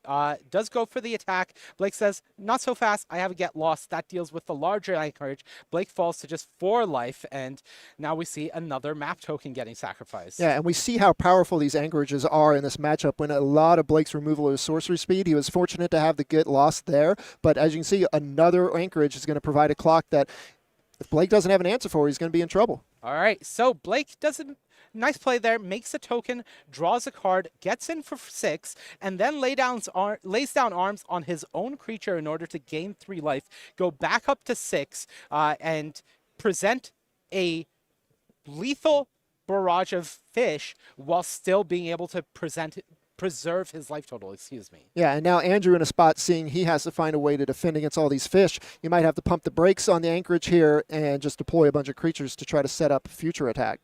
Yeah, so 1 anchorage coming across here. This is for 4, I believe, knocking Blake down to 2 life. And it looks like 3 blockers available for Andrew against 2 fish, where one of the fish alone is not lethal. Both need to get across. So Andrew does seem to have presented enough of a wall. That is another Sunfall coming down. We can't make it any faster. I'm so sorry to break this promise to you. But a Carrot Cake now coming down for Blake will present 3 more life gain and no map tokens left. So Blake is essentially at 5 life here, facing down a 4 power anchorage, and Andrew is looking for a Hopeless Nightmare to close out this game. Otherwise, Blake is going to be stable with 3 attackers here. Yeah, and Andrew has to find a way to answer the board if he doesn't have the Hopeless Nightmare. So he has to find something that can get in the way of this Incubate token and try to stabilize without dying. All right, so that is 2 blockers for 3 creatures, but the 3 creatures alone are not lethal. Blake Burns needs a removal spell and nothing from Andrew Ellenbogen to close out the game here. Does he have it? Starting things off by making a treasure token to draw a card here. That is a get lost, and does Andrew have it? Can block the Phyrexian, but I don't believe he has anything, and that is Andrew Ellenbogen falling to Blake Burns, who takes down the match 2-1. Timely get lost there, a perfect answer. Andrew did his best to supply enough blockers and continue that race in the air, but the removal spell sealed it. Really impressive stuff from Blake Burns. My voice is shot. Round 2 delivered way more magic than we could have ever promised. So really cool magic to watch. We are going to cut to a break. On the other side of it, you are going to be in the very capable hands of Ailey Loney and Corey Baumeister to bring you the next 2 rounds of magic. Do not go anywhere. We will be back soon with round 3 and more magic for you.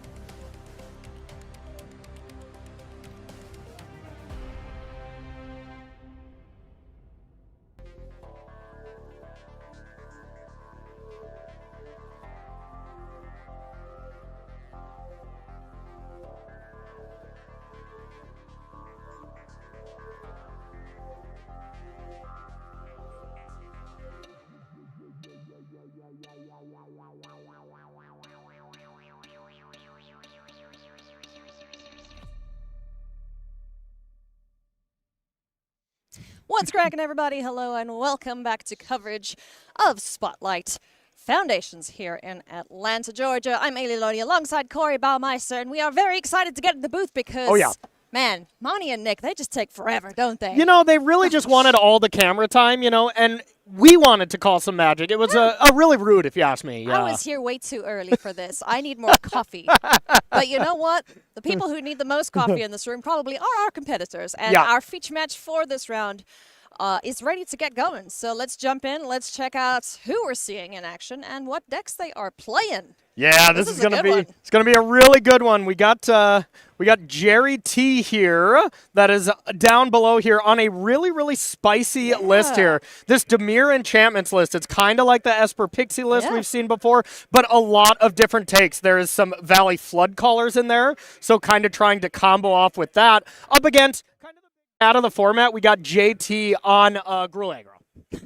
JT for a second there, I was like, is this Jace the Mind Sculptor or something? No. It's just JT playing Gruul Aggro. Gruul Aggro is something that everyone's pretty familiar with at this point, I think. Yes. But this Esper Pixie / Dimir bounce list that we've seen is kind of a new take that's made its appearance. Yeah, and I mean, Jerry historically over the years, has been around the game forever.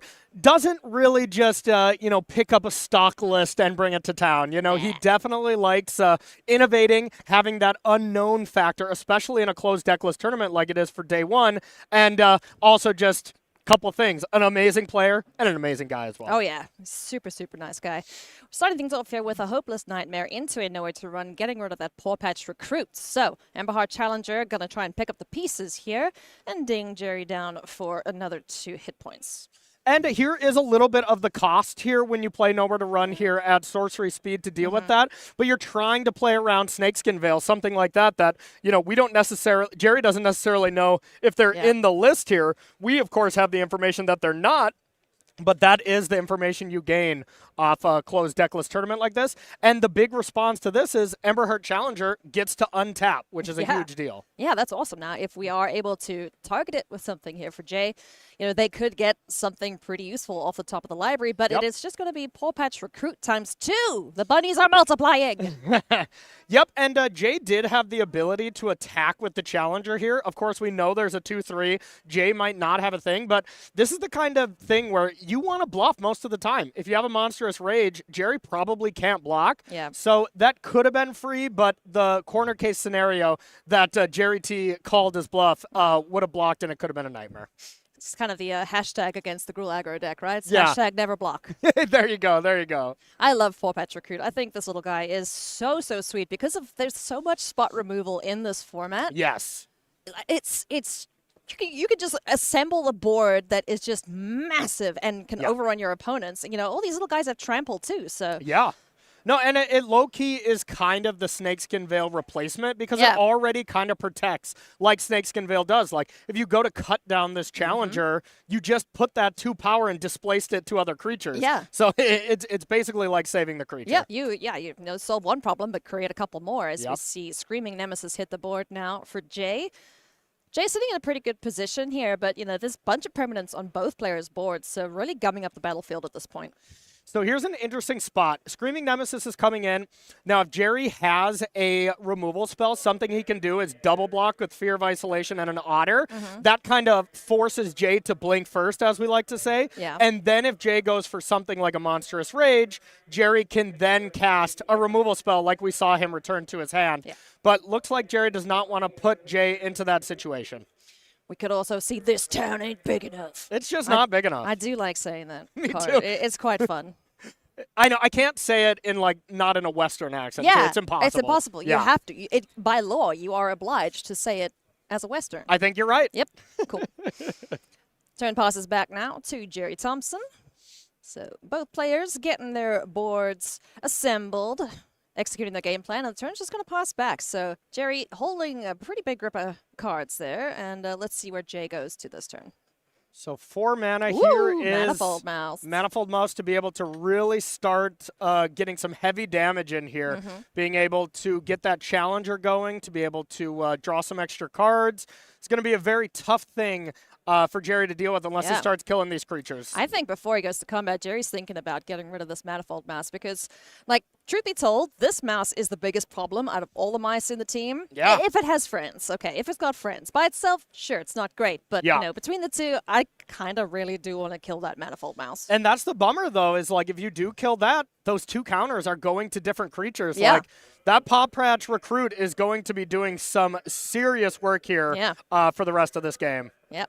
Heavily lifting. It's kind of like, oh, when this creature dies, distribute its power to 2 other creatures. This is essentially what it should say. Pretty much.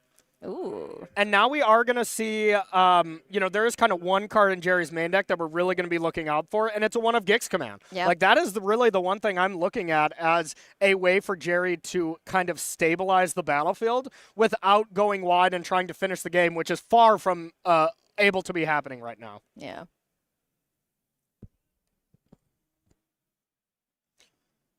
All right. So now we have more mice. So Jay's still playing it very conservatively, only getting in with the Screaming Nemesis. There comes the Nowhere to Run. Screaming Nemesis down, triggers the Paw Patch Recruits, and the Emberheart Challenger is going to get both of those counters. Okay. Woo-wee. Getting large. Large indeed. And now it's just a uphill battle trying to deal with all these creatures while they just displace their counters if you're not dealing with the patchworks first. So Jerry is definitely looking for land Gix Command. I mean, it is just a one-of, but that would be unbelievable right now. He could have Jay sack a largest creature and then sweep the rest of the board. That's a very big indicator that it's not there, though, Haley. Yeah, no, this is a rough spot to be in because, with those paw patches down, you kind of need to get rid of those. But by the time you manage to deal with them, this Emberheart Challenger and its manifold friends are just going to run away with the game. 100%. So it looks like this is an activation from the land to be able to get the challenger going. And I believe this is probably going to be the turn where we see this getting in there. Torch Tower, the card exiled. So a good way to remove one of the blockers in the way. Yep.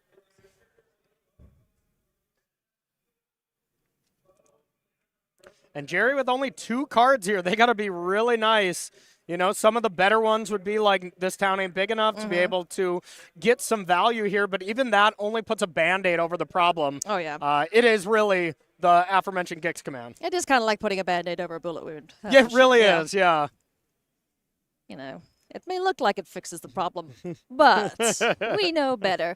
As we're going to see the Emberheart Challenger swinging in here, double strike and trample attached to this friend, and we do know that there is a spell ready and waiting to trigger the prowess there for JT as well. Yep, and right now it is 5 power thanks to the land boosting it up.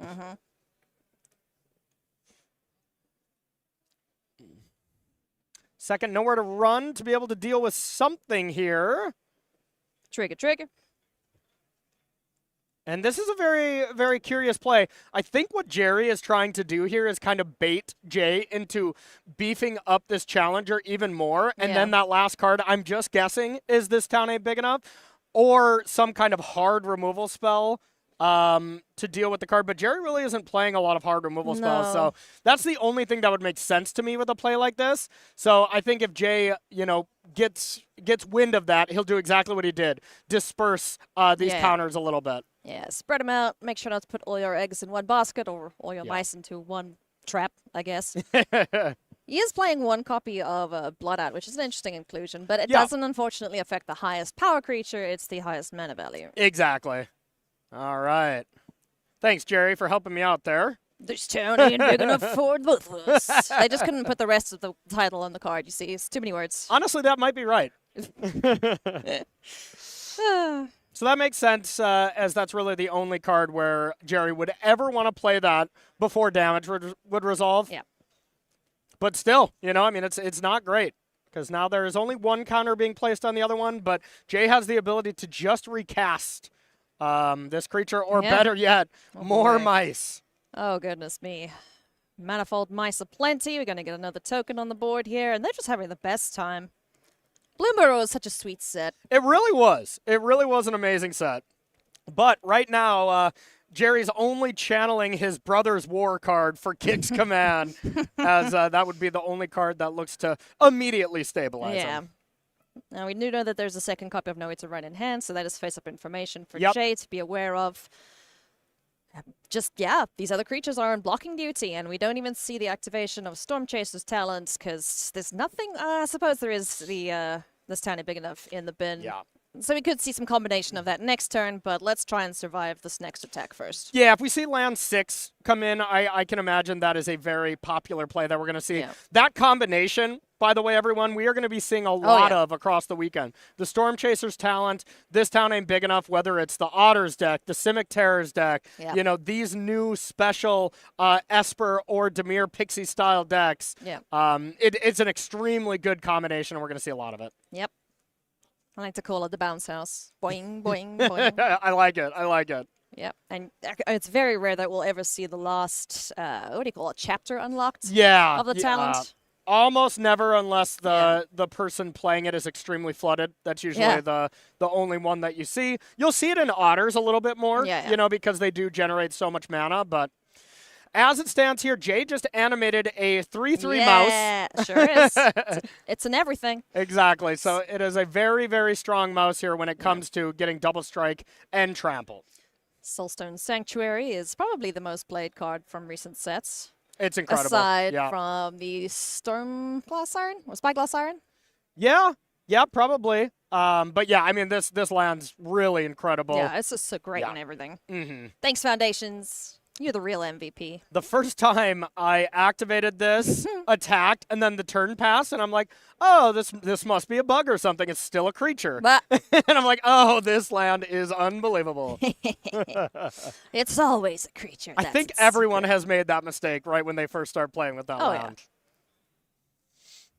Okay, let's see. We are going to combat. We've got some triggers to resolve here, and it looks like both mice are going to be targeting the Soulstone Sanctuary. So a vigilant, double-striking, trampling mouse rock thing is coming in hot towards Jerry's face. And not exactly sure where the 4 triggers exactly went. I would assume, you know, double strike on all 3, and then trample for one of them would be my guess. But, of course, we don't exactly have the mic to know for the players' wording on that. And so let's see what Jerry goes for here, because as we mentioned, we do know that there is the Nowhere to Run in hand. What does he target? And I think it was another This Town Ain't Big Enough that he drew as well. So, I mean, okay. a great play here. Jerry needed another disruptive element here. And that's the nice thing about these Dimir enchantments, these Esper enchantments, whatever deck you want to call them, is they really churn through value over and over and over again. So that's the appeal to them. You just never really run out of steam. Oh, you know what's kind of nice, though, about Jay animating this land is that this Town Ain't Big Enough can't target that. Yes. Yep. It's a land. That is very, very true. But the Otter is getting Lord, so that's now, what, a 3/3 when this town is cast. So there goes Nowhere to Run back to hand, and the token copy goes away permanently of the Manifold Mouse. And I'm not sure what was shrunk, but it must have been the land there. Okay. Okay. Cool. And I do believe Jay missed a trigger off that recruit for the This Town Ain't Big Enough. The second one? Yeah, Yeah, because there would have been another counter going somewhere. Triggers for every target. Of course, you know, that is something you can miss. This is the highest level of, you know, professional play, competitive IRL, so you can miss a ton of stuff. Alrighty, what do we got here, Jerry? Oh, there's the 6th land. Terrible. The worst possible top deck for Jerry. Boo. Not being able to activate that. So, yes.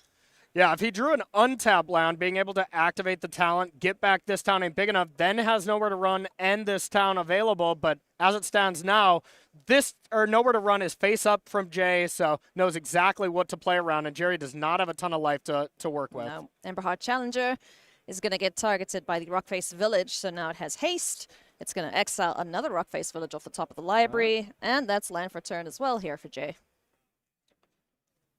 And looks like Jay must be out of gas in hand. Never mind. I was gonna say if we're activating that land, but that's it. Crikey, Innkeeper's Talent. This card is another absolute beater. I mean, Yes. I don't think Bloomburrow gets, enough love for the amount of just powerhouses it has introduced to the format. 100%, yeah. Especially the Gruul deck. I mean, Gruul is what I would think is the best deck. I think it's very close between Dimir.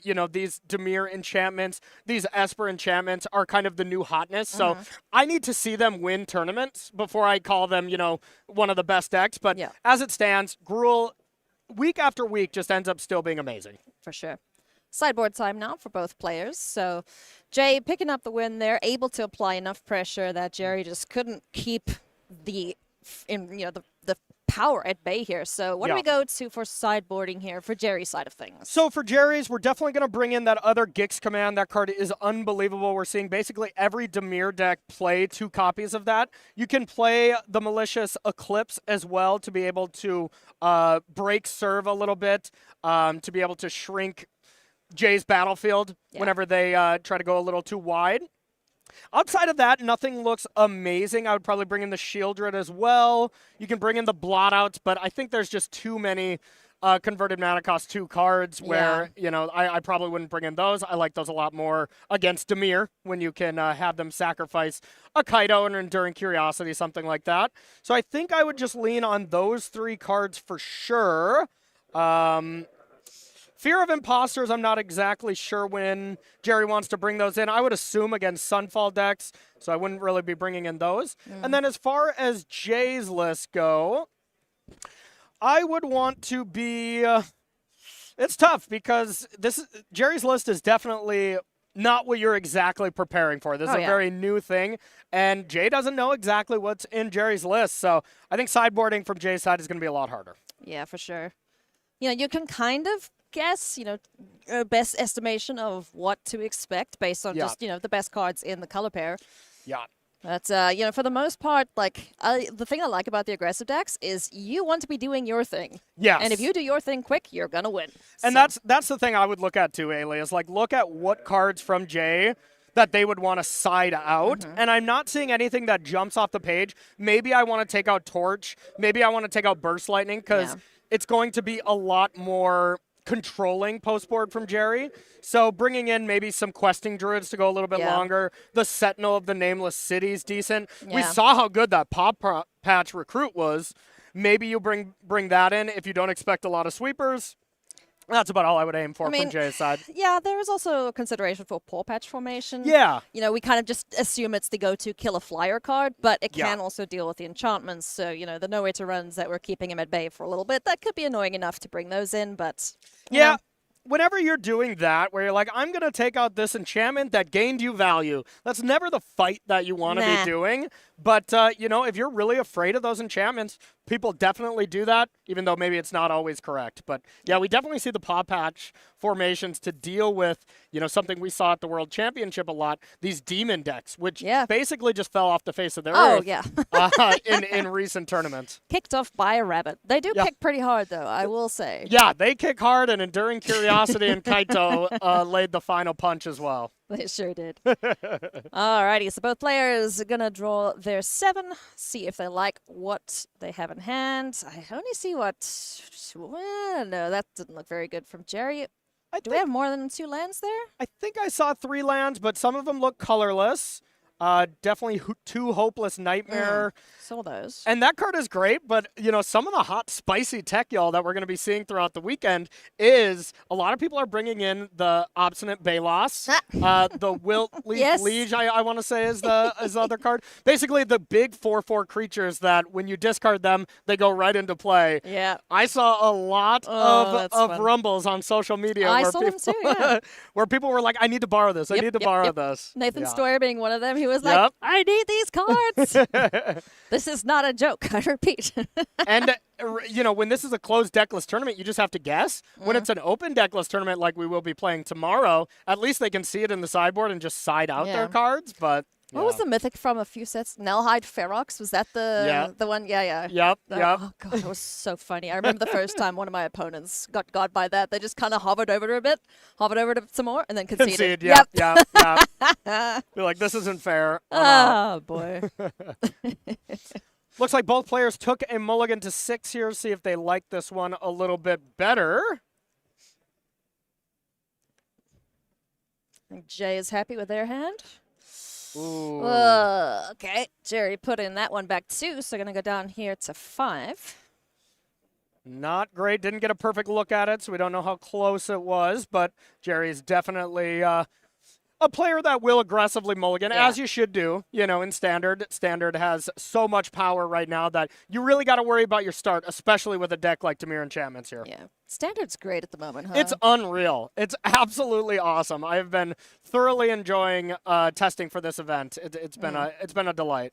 I will say I was a little worried and kind of skeptical when they announced, you know, like the extended Standard, basically, and then however many sets we have legal in the format. I was like, oh boy, that's going to be a hot mess. But you know what? It's a great hot mess, and I'm here for it. 100%. I think everyone, of course, is going to question that from the beginning. And, you know, once we see it in action and we see what a good format it is, I think we're all kind of on board now. Yeah. All right, so we are ready to rock and roll here. Jerry deciding which land he wants to go for. I believe there's a Hopeless Nightmare and a Noid's Run in hand. Yep. All right, so let's go Hopeless Nightmare. Discard a card, please, and thank you. And there goes a Monstrous Rage. One of the best cards in Standard for sure right now. A lot of people were like wondering, is this going to get a ban too? Is it too good? It really is. You know, it turns out a pump spell that gives +3/+3, you know. This isn't your granddad's giant growth when it leaves behind a +1/+1 counter. Heartfire Hero. Gonna start things off here for Jay. On the other side of things, we now see Tiny Bones joins up. Tiny Bones getting to mill every time a legendary hits the board, and also another Hopeless Nightmare. Yep, Jerry T attacking the hand here, which is definitely a solid plan, but the one bad news for any Jerry T fans, which there are many, only one card left in hand. That's got to be a good one. Oh, fingers crossed. Let's hope so. Because, yeah, currently it's just mono black 1-drops. Yep. So, I mean, something like a Fear of Isolation or something where you can get a body, you can pick it up again. It's not bad. But, yeah, as it stands, this is one of the ideal starts. You know, being able to get in a hit for 4 and go from there. All right. Okay. That's fine. So that little guy's dealt with, and also made small, so no death trigger there. Yep, -1, -1. So Jerry gains 1, right? That's how it works? Yeah, of course. Precisely. Thank you, Corey. Please don't believe what he says. I'll be here all weekend. Crikey. Oh, there's the questing druid that we thought we might see, so we're going to exile, seeking the beast, and finding 2 wizards. Not wizards, lizards, but yeah, you know what I mean. And, I mean, those are great. Yeah. Hired Claws are definitely even better in multiples. You know, they do stack very favorably where if you attack with 1 and you have 2 of them out there, they take 2 before even you get to block. Yeah, no, that's sweet. And they also, you know, get bigger the longer the game goes, so. There is Fear of Isolation and Nowhere to Run, which is great, but with Jay's draw of going very wide here, 1 spot removal is not great. So Jerry definitely has a uphill battle here for sure. Yeah.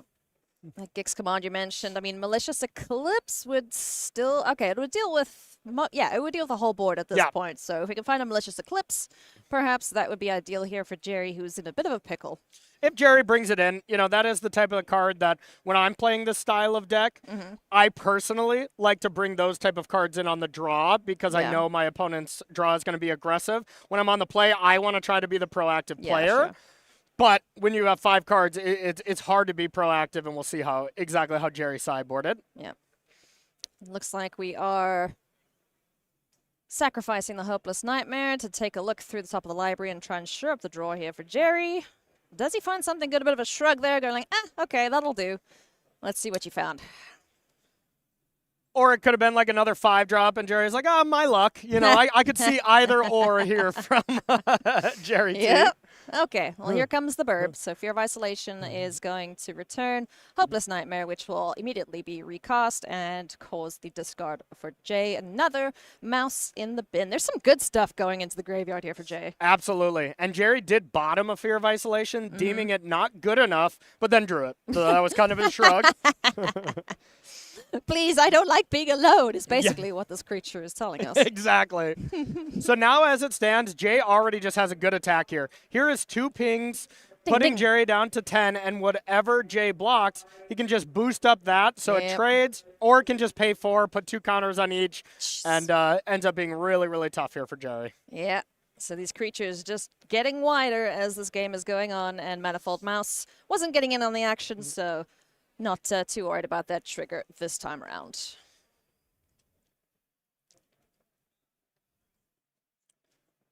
Turn passes back now to Jerry Thompson. Takes a look at the card. Doesn't seem super happy about it, if I'm honest. Hasn't been happy since the start of this No. mulligans, you know. That is really, really brutal stuff. Yep. Turn passes back. 2 cards in hand. Jay's got the world at their fingertips currently. And looking for a clean 2-0 here against Jerry Thompson. Oof. Ooh, okay. Let's kill some stuff. So gets a counter, goes to kill the only blocker. And now if Jerry were to counter that or kill one creature, really no matter way you slice it, you're in a lot of... And we do see Gix Command and Cut Ooh, Down. Okay, all right. But we're so far away from casting the Gix Command that it's just... You know, Jerry's best draw is running lands, I guess, and Yeah. it just will not be enough. So this looks like JT is going to advance to 3-0 and be at an amazing start here at our Yeah. very first Spotlight event. Spotlight Foundations. Off to an excellent start here indeed. And there is the fist bump. So JT There it is. picking up the win with Gruul aggro in essentially the fashion we'd expect to see from a deck that's pretty well polished and fine-tuned at this point. Yeah, absolutely. And Jerry's deck, really awesome. This Dimir Enchantments deck, this Esper Pixie style deck. You know, I want to see exactly. Yeah, I want to see exactly how you know, the metagame works out, or exactly how the percentage against these Gruul decks fares by the end of the event to see if it's a good matchup or not. I need to see this deck beat Gruul a few times to consider it not better than Gruul. You know. Yeah. You know, you got to have a plan if you're coming in with something that's pretty new and niche. Yeah. And you know, perhaps the Esper decks will have a better time of it. You know, just having access to the lifelink and the get losts and you know, Shelter by Ghost, that sort of thing. Shelter by Ghost definitely being the Yeah. biggest one. Yeah, That's a huge deal in that matchup. Life so. gain, good. Yes. We have another match for you, friends, and as soon as they are ready to jump into it, we'll get there. But first, friends, we have some ads to read, and we're going to make them very dramatic for you, so I hope you are prepared. Our first ad read. Upcoming SCGCon RC Spotlight events. Haha. Let's take a look. See here. It is Portland, February 7 to 9. It is a regional championship. It's going to be heckin' sweet, so I hope that we will see you all there, friends. I mean, this is going to be awesome. This is the first time we're going to have a big tournament for Modern after the bans. You know, Portland is going to be really, really exciting. Woohoo. Get your Mox Opals. This will be available on whichever streaming service you prefer. So visit scg.com starcitygames.com/SCGCon to go and check it out. There will be a bunch of other side events there as well if you aren't qualified for the regional championship. Yep. But yeah, we'll hope to see you there. And then later in March, we will have SCGCon Charlotte. That will also feature the regional championship. Look Yeah. forward to this one, Corey? Oh, yeah. Looking forward to this. This will be kind of the first time that we have 2 regional championships split here in the United States. So, you know, really amazing tournaments. You can win a ton of money up top, $20K for first place. Still sending a bunch of people to the Pro Tour shortly after this, that people will be qualified. So really going to be an awesome event, another Modern event. And once again, can't wait to see that format evolve.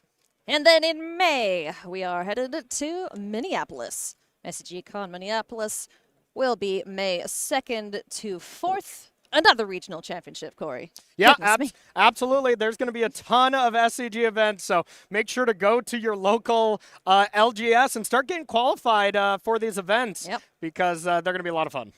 After that, ahead of May, in May as well. So if you can't make that one, then head on over to SCG Hartford, another regional championship there, May 16 to 18. And then one more thing to look forward to, friends, is Aether Drift, which is coming very soon, friends. So if you like to go zoom on the vroom vrooms, then make sure to pre-order your Aether Drift boosters, your singles, whatever it is you may fancy. Go to starcitygames.com/mtg/Aether Drift. Yeah, I can't wait to be drifting through a draft here. This is going to be fun. It looks like a really, really cool set. Looking forward to that one right before the Pro Tour in Chicago. Yeah, it's going to be awesome. So good practice for those who will be playing in that too. So let's jump into our backup now, friends. We are going to be seeing Jeremiah Baxter versus Oliver Tamaiko playing Gruul Aggro up against Bant Beanstalk. So the otters are back, and we're going to be seeing a bunch of beanstalks going off here. Yeah, absolutely. So Oliver Tamaiko, one of our OG SCG alums, has kind of dominated the series, won the Players Champs back in the day when that was still a thing, and is just a really strong player. Has proved himself on the Pro Tour level. Maybe doesn't play as much, have as much focus on the game. Even on his social medias was saying, went to time round one because I was reading so many of my opponent's cards. Gosh. But he is that good of a player that he might be going in a little bit more blind than maybe some of the other players, but he's still that good. Yep. Yeah, reading skills, speed reading is something that you might need as a Magic player if you are returning to the competitive play, because there are a lot of words on Magic cards these days. Sometimes they put 2 whole cards on one. Yeah, absolutely. And playing one of the go-to best decks, if not the best deck, Gruul Aggro here. Nothing too crazy about Oliver's list. One thing we do see is one barbed batter fist here from Phyrexia. All will be one. For Mirrodin! For Mirrodin! Oh, man. I've seen that in a couple decks, actually. I was like, why are you guys playing this? And I'm like, oh, yeah, it's literally just a 2-drop because of the ability on it. Exactly. And then, of course, we see the really spicy list here from Jeremiah, where we have Bant Beanstalk. A really, really awesome list. I do think the Gruul matchup is usually pretty favored here in this one, but if you can get the good list, kind of the go-to list from these Beanstalk decks, your deck looks unbeatable. When you're all of a sudden on turn 3 or turn 4 dropping 5/5 after 5/5 for 1 or 2 mana, it's hard to argue. I think this is one of the most frustrating decks that I've played against. Yeah. Just because, there's so much value. And we see the combination again of Storm Chaser's talent with this town ain't big enough. And we're going to be playing the loop-de-loops and getting a whole bunch of stuff back from the graveyard. And then all the while dealing with that, you've got these massive sea creatures just smacking you in the face for however much. Exactly. And the otters, as we see, this is the largest the otters get. Because most of the time, you count how many lands you have. Be like, I have 5 lands. I can give this otter +5/+5 if I want right now. And you can really close the game out with your secondary plan being the otters. So. Yep. Go, otters, go. It's just all sea creatures. Yeah. I assume otters go in the sea. I don't know. I've never met one to ask. You haven't? Okay, no, okay. They're very cute, though. They are cute. Yeah.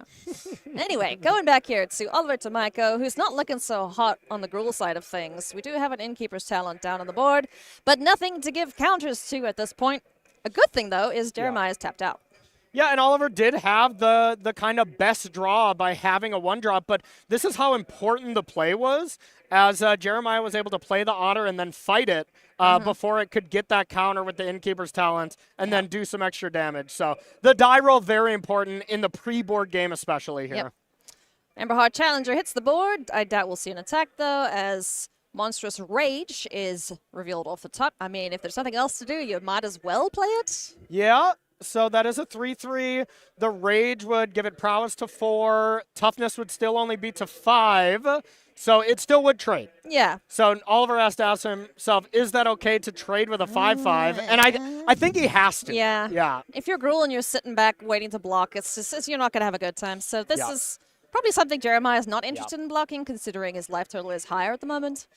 So here is a nice little sweet line for Jeremiah, and I believe he said no blocks, and it makes a lot of sense because after this, the Emberheart Challenger is going to go to a 4-4. Last time I checked, 4 is smaller than 5. Oh. And if Jeremiah just has land 5, can go level 2 of the Storm Chaser talent, buy back the fight spell, fight the Challenger, and have a very good exchange here for basically no resources. Oh, that's icky. But Yeah. it's really good. Yeah. It's really, really, really, really good. Yeah. All right. So, yep. Turn pass from Oliver. Bit of a sigh there. Goes down to 6. And yeah, look, I mean, this is a blue-green deck that plays up the beanstalk. You normally think, okay, this is going to be a deck that goes really, really long, wins on turn 20. No. These beanstalk decks can close the game very quickly. Man, that's another hell of a card, huh? Yeah. Up the beanstalk. Yeah. So this looks to me like a good old Eddie Merck coming down to say what's up here at beginning of combat and do some tapping. That's what would look really good right now. Yeah. We'll see what Jeremiah has, though, of course. Oliver going to deploy another threat here to the battlefield, and it is Obliterating Bolt to try and take care of the smaller creature. So bye-bye, Otter. And those kind of exchanges, like, It feels bad. it feels really bad because you just spent 2 mana to deal with a 1-mana card, but not even the actual card, like half of a card. Yeah. You dealt with a freebie that came Yeah. with the case. Yeah, that's Well, why the class. the stock on Storm Chaser's talent is going through the roof. That card is just being played so much more and has just gained a lot of popularity. It doesn't really have a downside, does it? It kind of just Not fits really. into every blue deck. Yeah. Because you know what? Blue decks like playing instants and sorceries. Yeah, exactly. Or non-creatures, as it were. Yeah. So Oliver having a big think here whether or not to go to combat. Very much has the Eddie Merck crab on his mind, I assume. Yeah, I mean, if there's an Eddie Merck crab, it's kind of just lights out, I right? think so. Does he even have to pay for the ward, though? The ward? Yeah, are we at ward territory? with Yeah. Level 2? Yep. So I guess, yeah, 1, 2, 3, 4. I believe that's only 4 spells.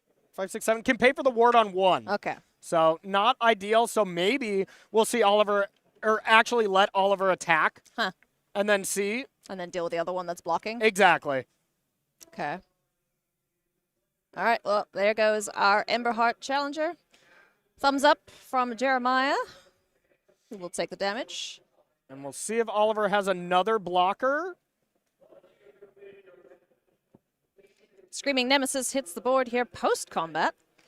Okay, so if he does have the crab, it's GG because you only have Yep. to pay ward on the 1 card. Yep. Crabby, crabby, crabby patties. All right. Unless that is not Oh. enough spells in the yard. Okay, yep. All right, okay. Now he's got enough, Perfect. and he can tap down the 2 blockers in the way, and ba-boom. That is going to be enough to take care of those critters there for Gruul aggro. So sideboard time.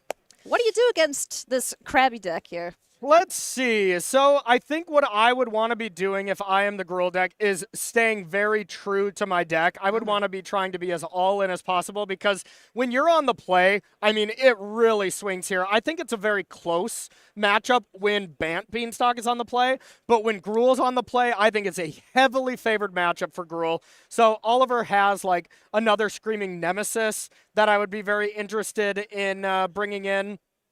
Maybe you bring in some more questing druids, but for the most part, oh, you definitely bring in the lithomatic barrages. Those are excellent here. Being able to just kill these crabs right away. Oh, yeah. So we are into game number 2 here, just speeding up slightly so that we can keep up with the rest of the tournament. Emberheart Challenger facing off against, Heartfire Hero facing up against Little Otter, as we do see the Emberheart Challenger hit the board too. So we will see what the turn 2 play is, and there is the Shelter by Ghost. A nice play here, but this creature is very vulnerable to just Oliver untapping, having a Torch the Tower or any 1-mana spell, and getting this back. So if Oliver has that, that's going to be kind of the slam dunk territory. Just having a quick read. Yes, it does in fact grant it Ward 2. Yep. So a bit tricky to get around. Oh, just another one of them's. And Lithomantic Barrage cannot be countered. Lithomatic Barrage, just an unbelievable card here against this deck. I mean, it isn't really amazing in outside of other matchups, but Yeah. being able to beat the ward on Shelter by Ghost, beat the ward on Tolarian Terror, Yep. deal with all these threats for 1 mana is definitely worth the sideboard slots. Because the one thing about Gruul that I see very often when I'm playing Standard against people that play Gruul is a lot of people over sideboard and they take away the core of the deck. I don't really think you should do that. I think you should have like 3 cards for each matchup. So spread it out. Play your really high impact cards for this matchup like Lithomatic Barrage instead of, bringing in 8 cards against Dimir or something like that. Yep. Something you need to learn as you get deeper into your, professional or competitive play in Magic, as we see now. Monstrous Rage hitting the Emberheart Challenger. Exile the top card. It is a land. And now we've got some big mice on the board here. Things looking a little better here for Oliver in this one. Definitely. This looks great. And the one thing that these Bant Beanstalks or Simic Beanstalk decks don't really do that well is they don't come back from behind very well. Because, look at this. The card of choice there is Unsummon. Unsummon to be able to deal with these creatures. There's no real sweepers. The only way you come back is if, all of a sudden you have 6 cards in your yard now. You drop something like 3 Terrors and you try to block. But even that, it's up to Oliver to not have more removal spells. Otherwise, he's still going to win. Yeah. We see Cash Grab here. Going to mill a couple cards, bring something back. So plenty of ways here for Jeremiah to dig deeper into the library. Eddie Merc is a decent card at, stopping you from dying on the spot. It's a good Band-Aid. We're going to probably see that as long as there's the right amount of spells in the yard, which it looks like. We'll probably see 2 of these creatures get tapped down, and that's great for a turn, but Jeremiah's going to need to pair it with something like another Shelter by Ghost, gain 6 through 1 big hit. Yeah, no, that'll be rough. Yeah. Ooh, this is a sweet turn, though, as we see Manifold Mouse times 2. Almost said times twice. That's not a word. And going to be targeting our Emberheart Challengers, Screaming Nemesis. That would be a lovely card to have in case of 6 lifelink damage coming in through. Oof. Woo! Get out of here, Krabby. Alrighty, Oliver got all the sauce right now. I think we're pretty safe to call this game over and head to game number 3. I love it when Gruul does Gruul things. Absolutely. All right, what you got here, Jeremiah? Digging, looking for some more stuff, surveilling a cash grab into the bin, perhaps. And then what? Where do we go from here? Here comes our Tolarian Terror. Costs 2, I believe. And then dealing with the... and fighting a mouse. Yep, fighting a mouse, dealing with that copy of it. So turn passes back. It's looking pretty good here now for Oliver as we see. Whoa! Hello! As we see Paul Patch Recruit and a Monstrous Rage. So, yep, that's all Jeremiah needs to see as we go to game number 3. Yep, and just a very strong draw from Oliver. Once again, probably did not over sideboard. We saw the Questing Druids. There was already 2 in the main, so maybe we didn't bring in the other 2. Very solid chance he just brought in the Lithomatic Barrages as they looked unbelievable that game. Those were sick there, man. Yeah. This card's great. We didn't see it being played much, when the set came out. But now we're seeing it find a great home in these red-based decks. Yep, absolutely. It used to be a card that was kind of an anti-white aggressive decks. It does have that duality that it makes it very, very powerful. But here we are, game number 3. Jeremiah definitely, I would say favored being on the play, but not by much. It really is a better matchup for Oliver. But the play, it at least is pretty decent as long as Jeremiah can have a solid draw. So Storm Chaser's Talent, Otter into Cash Grab, 2 damage dealt here to Oliver. And we see a Tolarian Terror hit the graveyard there. Turn passes back now to Oliver. Untaps with his little Heartfire hero. Where do we go from here for this tiny little mouse? And we'll see what Oliver has. Jeremiah picked up a land there out of those 4 cards, so obviously that screams out one thing: I need to make a land drop, which would also mean he already has a terror in hand. Doesn't need that. Most of the time, cash grabs are like, I am going to find a terror. Yep. And fuel the terror. Cash grabs unbelievable in this deck. Couple buddies hitting the board here, Hired Claw and Paw Patch Recruit. So we're going to see a couple counters going onto these creatures if one of them gets targeted. And I loved what Oliver did there. Something we didn't see in our last match, at least during a few turns against Jerry, is attack first, because like you're just put in a spot. This deck is so hard to block against, like you were saying, against Gruul. Like you just really can't block. As Monstrous Rage wrecks you, there's just so many things that can get you through blockers and make the trading not so great for the opponent. Definitely got to be confident that you can deal with whatever Gruul may have as Screaming Nemesis hits the board and starts turning sideways as it does. Are we going to go with both of these critters?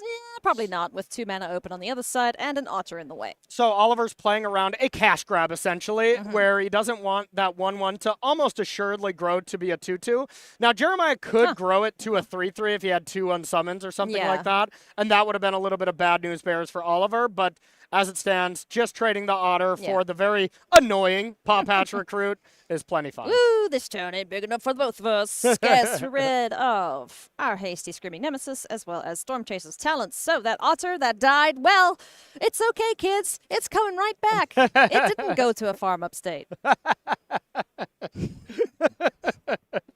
Got him. You did, Jimmy. That was good. Cash grab once again. What are we digging for? I think we found another Storm Chaser's talent there. Only had land and talent there, so not a great hit. But now this is kind of the turn. Terrors?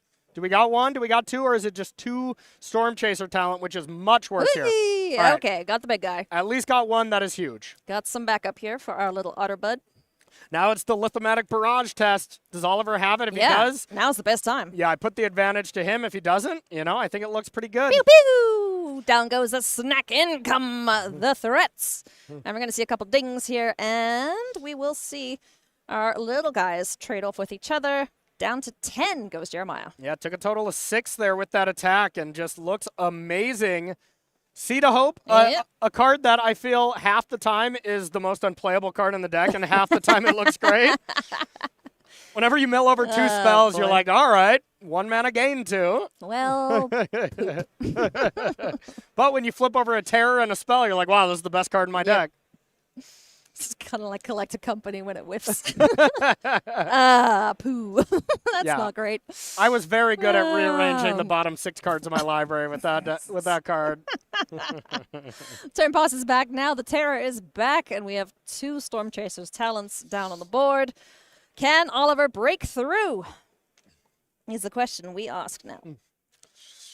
Yeah, 1 more Lithomatic Barrage is definitely what Oliver's looking for. Even something like a Monstrous Rage with Screaming Nemesis to be able to push through is totally fine. But even just a Screaming Nemesis here, like, those are tough to block when you have a Tolarian Terror. As if you attack with all 3 here, Jeremiah's, I guess, best block is blocking 1 of the Nemesis. Take 5 from that. Take 3 from the other one. 8, 9, 10. I mean... Yeah, it has to block the little one. Take 6. That's a lot of damage. Shelter by Ghost is Jeremiah's best play by far right now. Oh, finds it too. And that's going to take care of one of the Screaming Nemesi. Yep. I don't know what the plural is, but that is 6 life gain because he doesn't have the emblem. Yep. He's been avoiding those guys like the plague, so in comes Jeremiah. That's a lot of life. Okay, that was huge. Woo. Now Oliver really needs that Lithomatic Barrage or something like, Monstrous Rage plus a pump spell, something like that. Yeah. But this is the big turn. If Oliver has a so-so turn here, this game is over in favor of Baxter. For sure. Taking a quick look there at the graveyard to see what threats are possibly in store for him, as we are going to now just keep dumping things on the board and hope like heck that this is enough. We got Questing Druid down, followed up by 2 red spells. That was not really a good enough turn. No, that's for sure. It's kind of just medium. Yep. But importantly, I think Nemesis is hanging back. Yep. And maybe that deters Jeremiah. But the thing is, if Jeremiah even just has a land, can go, already has 5 there, so can just buy back, unsummon, unsummon the Nemesis, or, if you have a fight spell, but you don't necessarily want to fight the Nemesis. So an unsummon here, which we already saw cast, is basically lights out. I think Jeremiah is just running through the numbers. Is there any reason I wouldn't want to get unsummon here? And I don't see one. Unsummon looks amazing. Yep. And Sheltered by Ghost, this card is also so good. Yeah. I remember seeing it for the previews, and I was like, okay, this is the mythic uncommon of the set, right? It This thing really, is nuts. really looked like it to me too. You know, and it's proved that. You know, I mean, we see a lot of stats with 17 lands, those kind of websites and stuff. And Shelter by Ghost, no surprise to anyone, was one of the highest win rates, even amongst rares and and mythics in that limited set. So those kind of cards usually transfer over to standard pretty well. Definitely does. Poor Mouse jumping in the way there. 6 more life here for Jeremiah. Yeah. And I really think this is, I don't think standard is all die roll dependent. You know, by any means, of course, being on the play helps. But this is one matchup where being on the play is gigantic if Jeremiah wants to win. And he won the die roll, snuck out games 1 and 3, and it looks like he's going to more than likely advance to 3-0. Because now here's the problem. Like, there is 3 Storm Chaser talents. There's this town ain't big enough in the yard, so if Jeremiah has land 6, Easy. you will be bouncing that Nemesis every turn. Oh, yeah. Yeah. It's not going to stay on the board. This guy he might as well have dash as a keyword because he just keeps bouncing back to him. Yes, yes. Wow. Ooh, cash grab. That's got to scream that Jeremiah already has something. And, I mean, that's good enough, too. But, yeah. Ooh, So there's the crab to just bounce the 2 creatures, and that should do it. Yowza. Okay, Jeremiah. Woo, making this band deck look extremely sweet. But again, Yes. Storm Chaser's talent. This town ain't big enough. Cheap effective interaction Yep. is just, the red player's nightmare at this point. Yeah, and these Bant Beanstalk decks, I think they're extremely powerful. One of the best decks in the format for sure, but I think it really preys on the decks that are preying on Gruul. But, of course, you still have game against Gruul, and Baxter definitely showed it right there and got it done. Nice work. Well played. That was a sweet game to watch indeed, and we will likely see plenty more of this matchup as the Spotlight Foundations continues here in Atlanta, Georgia, friends. We're going to take a very, very short break, but we'll have more action on the other side of this, so don't go anywhere.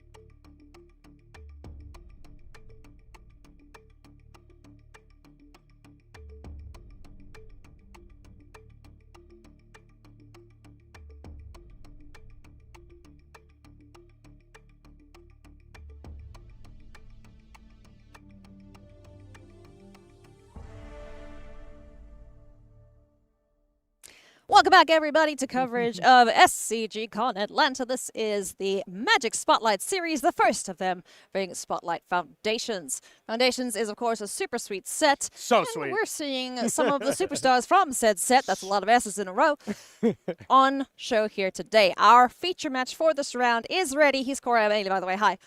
Is ready. So we're going to jump straight in and show you a pretty sweet deck indeed in the hands of an established card gamer, Tariq Patel. Corey, this Selesnya aggro deck is sick. Yeah, absolutely. Absolutely. Tariq is an amazing player, has kind of been dominating a lot of card games, but really started by dominating Magic and is playing kind of the new cool hotness. And I absolutely love this deck. This is the Collector's Cage trying to put in a giant Overlord really quickly. That is so cool. I am looking forward to seeing that. You mentioned it to me in the break, and I was like, oh, yeah, that's pretty sweet. Collector's Cage is quite the beating. But I'm noticing a bunch of cards that we aren't seeing very many other people play in his list, and we'll see them as they come out. But first things first, we're getting underway here. Scott McNamara on the other side of things, Spyglass Siren, getting the map token, and, getting busy. Yeah, absolutely. And this Selesnya aggro deck was another one of the kind of newish decks that popped up next to the Esper Pixie style list. It was kind of right before that. And it is a deck that is straight up to take advantage of spot removal. Yeah. So, that is kind of the ideal thing. But, for Patel here, no 2-drop here is for sure not ideal. Maybe there's a removal spell, but not what you want to be seeing. And Scott's version of Dimir Enchantments, this is nothing like we saw from the Jerry T list. This is still kind of the more traditional Dimir. We have Kaidos. We have the Enduring Curiosity. It just also has the Fear of Isolation in that package as well. Yeah, it's interesting to see where the players are going with the different archetypes. It's kind of becoming this amorphous blob of all the best cards. It's just like, well, you know what? They all work together, so I'm going to play them. And I mean, plain and simple, it's the format evolving, and which is really, really cool to see. You kind of thought maybe it's going to be a Dimir slash a red deck kind of metagame to start. That has proven to be not the case at all. New decks are popping up every week as there's a ton of Spotlight. I know, I used it. A ton of Spotlight on this format right now. You're so funny. Thank you. The dad jokes have really intensified lately. It really has. I don't know why. Yeah. I don't know either. Ardenvale Fealty, the instant. On the other side of Virtue of Loyalty, creating the 2-2, getting rid of that Flood Pit's Drowner. So just the 2-2 in the sky. Hopeless Nightmare hits the board now, and Tariq will discard a good old land. And now one thing we are going to see, we just saw that happen, discard a land, but a 2-of in Tariq's sideboard, Obstinate Baloth. So we'll see if Scott has the foresight to be like, okay, maybe I should take these out. Because, I mean, if Patel puts in a 4-4 for free on turn 1, pretty much we're done here. Oh, yeah. Yeah. That would be real fun to see, just saying. 4-4 and 4 life? Yeah, no kidding. It's like, well, I'm ahead. Oh, goodness me. Alrighty.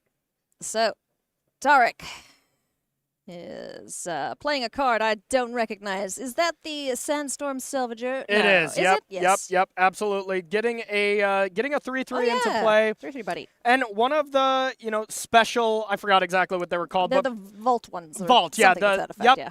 All those cards that were all extremely powerful, Collector's Cage being another one as well, but they haven't really found a home in Standard until this deck. They're both incredible here because that is a card that just creates 2 bodies with 2 different powers and can go long. Yeah, no, that's sweet. Also, the cool ability there, if the game does go long, to put counters on each creature token you control. And it just so happens that this deck likes to make tokens. Yeah, this deck could be categorized as a Selesnya tokens deck. Yeah. Kind of reminiscent of old Selesnya tokens where you had Windbriss Heights to put something really powerful into play. Collector's Cage is just your Windbriss Heights in this deck. Yeah, a bunch of token makers in this list. We have Sanguine Evangelist. We got Overlord of the Mistmoors. Yep. As you mentioned, being the pretty cool card to get out for free with Collector's Cage if you have the different powered creatures. Yeah, and of course you get to play Llanowar Elves. This is one of the few homes for that extremely powerful card. And Overlord is a card that Patel wants to be playing on turn 4, but you want to be bringing it into play off a Collector's Cage to have the body. But still, the split side of this card, just 2/2/1 flyers is excellent. Yeah, no, this is cool. And another card on the list that I really like is a Toby Beastie Befriender. Yeah. He also makes a buddy, but then Yep. if you have 4 or more creature tokens, they just all fly. Yep, and You know? it's not too hard to do so. No. Only plays one of them, but, Yeah. you know, it is a legend, so you don't want to draw too many of them, but another great card for sure. If we get to that point, that will be quite cool to see indeed, Yep. as we do have the Overlord ticking away there alongside the Salvager and the 2 Flyers. Now, though, these Flyers are pretty threatening if Scott's not able to find something to deal with them quickly. Yep, for sure. And here's just the rough spot, though. Like, if Scott has 2 spells here, these otters look impossible to destroy. If there's only 1 spell and you put a token in front of each of the otters, great. But that is the tough choice. I think it's a slam dunk block of the 2/1 on the Spyglass Siren. I think that's where I would start. And then if I was in Patel's seat, I think I would just say no block. But maybe you double block, but then if there's only 1 spell and you double block, then you get blown out as well. So I think this is the block I would go with as well, even though it can be a little brutal. Aha, you fell into my trap, as we now see an otter who was Kaito all along. So gonna get in here for some extra damage. So Yep. Tariq is looking a little worse for wear here, sitting at 6 life at this point. Yep, absolutely. So we'll see what Kaito does. The one thing about Kaito against a token-style deck, the negative to put a stun counter on thing is not great. Yeah. But if you just keep plussing that to get it out of range, that's not bad either. And then, of course, the draw ability, also good. But the -2 doesn't shine in this matchup as much. Yeah, I always feel like Kaito, if you get him in and you just plus him, you're not really getting that much value. Yeah. Because oftentimes he is the only ninja. Obviously, the Soulstone Sanctuary is a ninja because it's in everything. Yep. But yeah, getting some value off of it with the damage, surveil, and get a card off of it. Yeah, if it's not going to die to the attack, like there's not 4 power coming at it, Yeah. it's almost always a 0 unless you need to tap something down. Yeah. But if there's 4 power, you tick up, you know. Kaito's just an unbelievable card, too. Yeah. One of the best cards in Standard, if not the best. Those are some bold words, Bold, Baumeister. yeah. I'll say one of. Okay, You know, all right. I- One of. Top 5 for sure. Top I'm 5, all right. confident in that statement. I think Chad will argue with you a little bit there, but Chat does not argue. Chad doesn't argue? No. Oh, man, I've been in the wrong place then. As things stand, Scott McNamara is sitting pretty at 20 up against Tariq Patel on Selesnya aggro. The Selesnya decks that we have seen thus far, they haven't had the best time of it. Yeah. So, yeah, they haven't gotten their foothold yet this weekend at Spotlight Foundations. Yeah, but this is definitely the best Selesnya deck, I would say. You know, we saw Kibler's really cool deck. Maybe that is powerful as well. But that's mostly a mono green deck as well. Yeah. But I do think this deck is very strong and a big contender if you plan to play against a lot of Dimir. Mm-hmm. Ooh, Soul Partition. Yeah. It's going to be a deck that is really, really struggles against sweepers. Yeah. Like, you know, Sunfall is not what Tariq Patel wants to play against, but that's about it. So Kaito dealt with there, courtesy of Soul Partition. So it is costable again. Just going to cost 2 extra. And I mean, Soul Partition on Kaito is amazing because you cannot be ninjutsuing it, you know, so just casting that for 6, it basically takes care of it. So Yeah. I'm sure that's one of the main considerations to play this card because, well, Soul Partition isn't amazing outside of that, but it also can save your own creatures, which is kind of cool. Yep. And we see another Hopeless Nightmare hit the board here for Scott McNamara. Tarek. Have we seen a discard yet? No, I don't think No, so. not yet. So debating this. And of course, the Overlord is impending. It's already getting close. And Tarek has a okay. nice play face up already. Playing that Virtue next turn is totally fine. Yeah. But, of course, Patel's at a low life total here. This Otter is already quite threatening.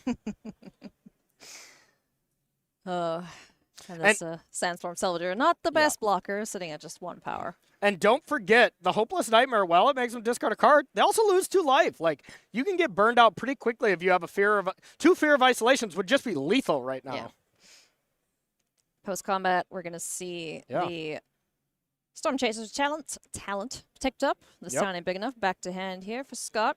Tapped out now, though, so if Tarek does want to do something meaningful and hopefully keep him in this matchup, now's the time. But, I mean, here's the thing. right now, that was a lethal card to return. Scott can just go, even if he doesn't have another land, can just go, all right, your turn, end step, this town ain't big enough, both on the Hopeless Nightmares, recast them next turn, the game's over. Oh, yeah, true. That's cool. Yeah, the Celestia decks don't have, everyone kind of forgets that card can cost 5 mana, Oh, yeah. Yeah. Oh, wait, no, never mind. If it targets a permanent you control, you can just bounce both of them for 2. Yeah, excuse me on that. So even easier to do. Yeah, just game next turn. Yep. Yeah. I mean, incredible. Like this. No one wants to be paying 5 mana for that card. Exactly. But if you have to pay 5 to bounce 2 of your opponent's thing, that does come up every once in a while. Yeah, I have done that. Sideboard time. Let's take a look and see here. Scott McNamara picking up game number 1. They're up against Tarek Patel. In Tarek's sideboard, there's a couple spicy little inclusions here. What are you looking at most? Obstinate Baloth. Get him in there. Yes. That is definitely the card that I'm windmill slamming right away, as it's excellent here. Remember, this is a closed deckless tournament, so Scott doesn't know about it, but do you take out your Hopeless Nightmares? I don't think you do until it happens to you, but there is a solid chance that Scott does and tries to go into a much more controlling plan, brings in the Preachers, brings in the Gix commands, cut downs, all that kind of stuff, and takes out cards like the Hopeless Nightmare, but we'll see exactly what Scott does. Lorana the third path. Well, could be a consideration for the Selesnya deck, just to try and get rid of some of the pesky enchantments on the other side of things. Yeah, not bad against this version. Definitely not what it's really for. You want to be hitting like Leyline Bindings with that.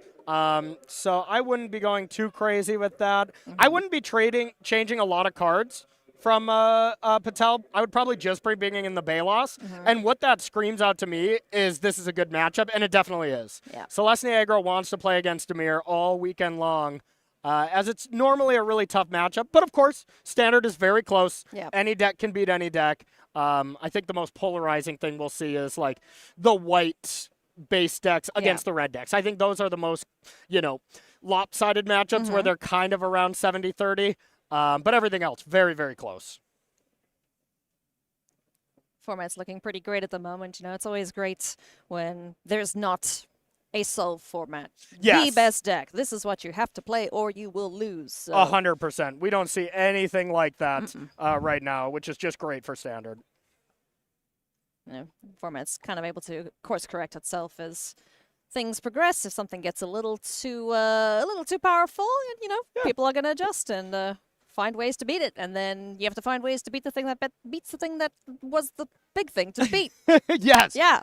Well said. Yeah, thank you. Word's good. And I mean, that is the best, is when a format is self-correcting. Yes. We see some of the more eternal formats, the modern stuff like that. Yeah. Most of the time, that's a self-correcting format. Something that's really good right away will bring in a lot of good hate cards to then make it not the best deck. And, Standard, sometimes it's not always like that. But right now, I think we're in an amazing Standard where we see the best deck last week might not be the best deck the week after. Yeah.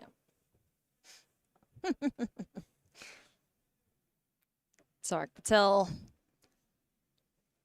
getting ready to rock and roll. Both players just giving good old count here to the deck. What's your opinion on pile shuffling, Corey? I do exactly what Scott does. It's half the time to count for me. Yes. I want to make sure I got 60 cards. You count 59. You might have counted 15 cards in your sideboard, but maybe you dropped one on the ground or something. And honestly, it's just become muscle memory to me. When I'm playing a match, my hands already start pile shuffling before my brain even gets it going. So. And a reminder for everyone watching at home, this is a 9-round tournament for day 1. 6-3 is the cut, 18 points. Of course, if you get some draws, something like that, you can get some other avenues to make day 2. But these players just have to go 3-3 to make it into day 2. Nice. But with how giant of a tournament this is, around 1,500 players or so, you really want to be in 7-2 or higher to give yourself a good chance to make it to the top 8. And, this is unlike any tournament we've ever seen. The top 8, they don't qualify for the regional championship. They go straight to the Pro Tour here in Chicago later on. So huge, huge prize for just making the top 8. Don't even get me started on what first place gets, Ailey. Don't even get me started. Is that my cue to get you started? Get me started, yeah. What does first place get, Corey Baumeister? Well, thank you for asking. Yeah, I thought you would never ask. Getting a full case of every standard set as well. Like, you will be ready to go for an entire year. Really, really cool prizes. Oh, and man. Spotlight Series is going to be doing some cool stuff throughout the year as well. That is a sweet prize, but that actually like gets my anxiety going because Yeah. I'm trying to clear out cards in my house right now, and I'm just like, no, that's a whole case. Well, but it's okay. I never have to worry about that. I so got it's good news for you, Ailey. Yeah. You're not going to win. I'm not gonna win. No, never will I ever. All right, so getting here, a little foreshadowing maybe of our match to see. Spoilers, Corey. Looks like we might be ready to rock and roll here with Tarek Patel and Scott McNamara. Scott up a game. Are we happy with hands here, gentlemen? Yeah, looks like it. And in 3, 2. Yeah, we going? 1. Play that. There we go. Nailed Hey, got it. Looks like Patel did take at least one mulligan Yeah. here, so we'll see what the plan is. And, once again, Patel not having the ideal start, which in a green deck is always Llanowar Elf. Yep. This deck is no exception here. You really want to be going 1 to 3. There's a lot of 3 drops.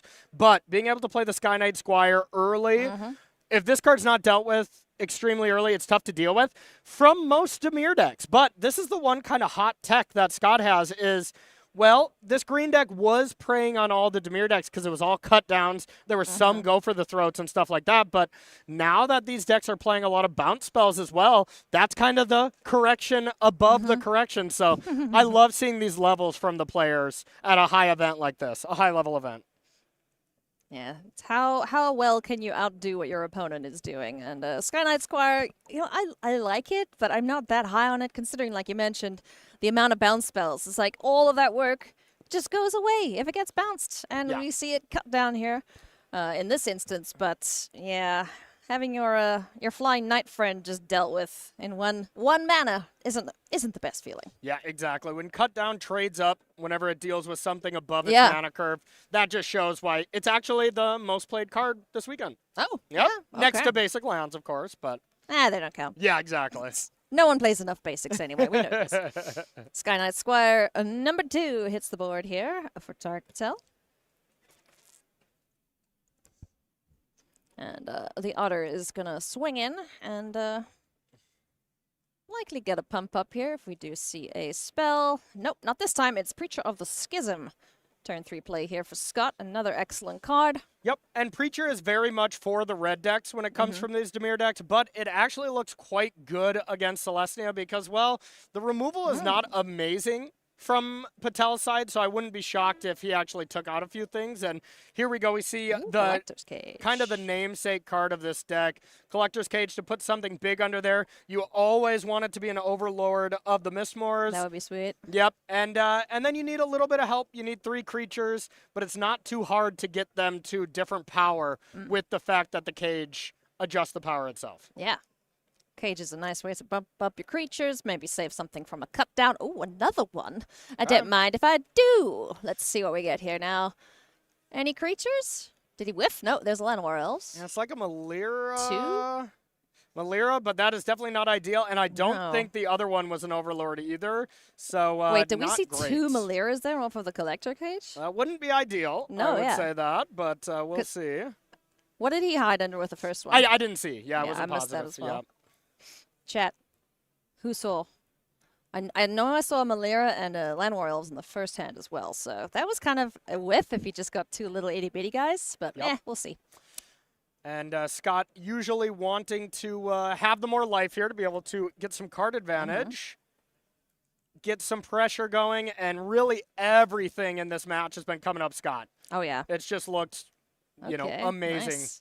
Fear of Isolation hits the board. What are we bouncing? Or did we bounce? Bounce the land. Oh, that okay, is- cool. That is Nice. another aspect of that card. It can either bounce your powerful cards that come into play, or if you don't have a land, it costs 1. Yeah, that's Yeah. sweet. Turn passes back now to Tarek. He needs some critters on this board. Tapping 3 here. What we got? We got our Sandstorm friend. Okay. That will do it. That will do it if there's absolutely nothing from Scott, because Ooh. that will bring a 1-1. The 3-3 makes the Squire up to a 2-2, and then you could put a counter on the 3-3 to activate the cage. But anything disrupts Scott here. Yeah. So really has to hope that there is absolutely nothing in Scott's hand. Yep. I gotta say, this version of Dimir looks awesome to me. I really like this version. Don't tell Jerry, but I like this version a little bit more than what we saw from Jerry. You're still playing the extremely powerful cards with Kaito and Enduring Curiosity, arguably, one of the best 2 cards in the format. But then you also get these really cool new additions with Fear of Isolation, This Town Ain't Big Enough, Storm Chaser's Talent, and Hopeless Nightmare. So love the hybrid here. We see 3 Kaito, 3 Enduring Curiosity. So not playing all 4 like we've seen traditional Dimir decks. Corey, answer me this. Yeah. We've seen quite a few green decks. Yes. Where are the Snakeskin Veils?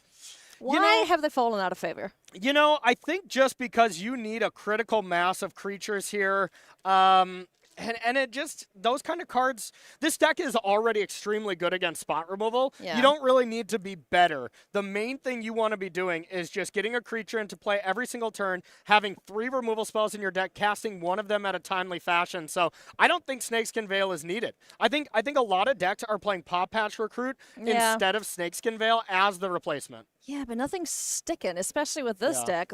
This time ain't big enough. All of those counters in the paw patches, they ain't not going to mean anything at this point. And Snakeskin Veil looks great if, we had it here, you draw it at the perfect time, but when you draw it late game or you have 2 in your opening hand, it looks less than ideal. But yeah, for sure. I get it. Go for the more proactive threats or, answers to things like this time ain't big enough. But and also a bunch of nowhere to runs. Yeah. Really negating the fact that true. Snakeskin Veil just doesn't really do anything. So that is a huge factor as well. Good point there, Corey. So another creature off the board. Tarek is not getting anything to stick right now. Draws. Does he find anything useful on top of the library? 2 Otters, a Preacher of the Schism, and Fear of Isolation on the other side here for Scott McNamara. And this is, I don't want to call it like right now, but this is looking pretty over to me, Corey. Yep, not looking good at all. Patel just really not having the ideal draw. And, the flip side of that, Scott just had a good draw. Yeah. And just kind of dismantled Patel. I'm a huge fan of this style of Dimir deck. It looked really good to me. We saw the power of Kaito game 1, just kind of strong arm that game. And now we're seeing just a very reactive plan and a bunch of bounce spells to be able to keep Patel off of his powerful draws. Now, that being said, Patel did not have a Llanowar draw, kind of the ideal thing as well. Even so, I feel like this Dimir deck just has an answer for everything that these kind of mid-range, aggro, it feels more mid-rangey to me. They just have an answer for everything as we see yet another cut down taking care of one of these bugs. And, it's going to be a lot of damage coming through. Yeah, looks like 1, 2, 3, 4, 5, 6. Yeah, down to 1. Just no real hope of doing anything here. Yeah, this is a hopeless nightmare for Tarek Patel indeed. As the Dimir deck, Shock Horror, is going to pick up the win here in the hands of Scott McNamara, advancing to 4-0. Not too shabby, huh? Great start to the tournament. Both of these decks I think are very good, solid, next level decks. These, if we would have looked at these decks 2 weeks ago, to be like, wow, what is going on here? Is this just from a 5-0 league or something like that? But no, I think these are really tuned decks. Both players know what they're doing, and both look really good to me. Yep. So things are still looking good for Tarek Patel fans, sitting at 3-1. The ideal record for today is obviously 6-0. Yep. But 7-2. Sorry, not 6-0. Yes, 9-0. 9-0, of course. 9-0, yeah, that's the one. 6-3, 7-2. Yes, that's how numbers work.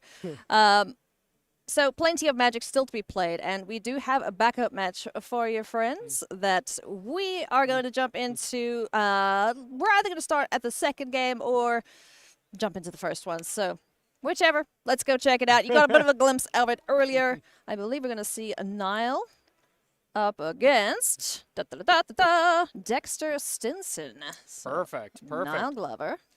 Dimir midrange once again versus Gruul aggro. So the two big decks, I would say, of the format. I don't know if we've gotten a metagame breakdown for the weekend just yet, but I would imagine that these two decks are the most played. Yep, absolutely it was. Dimir was first, Gruul was second by just a short amount. I did see that a little bit earlier, but yeah, the two kind of best decks here of the format.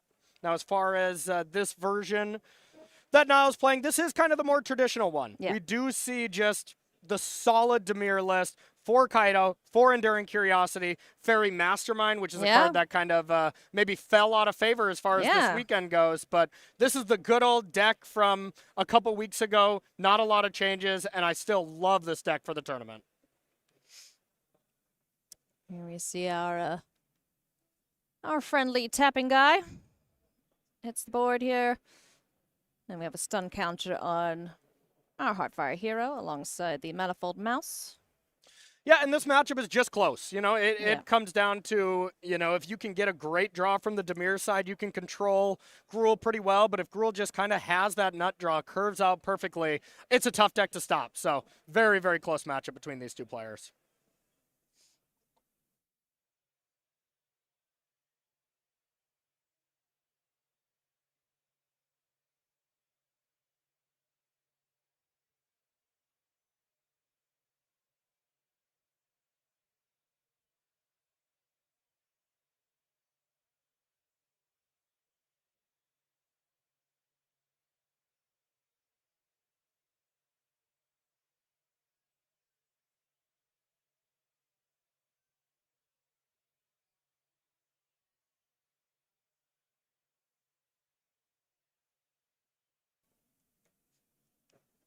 So Ouroboros Forge in the graveyard, definitely where you want to be seeing it.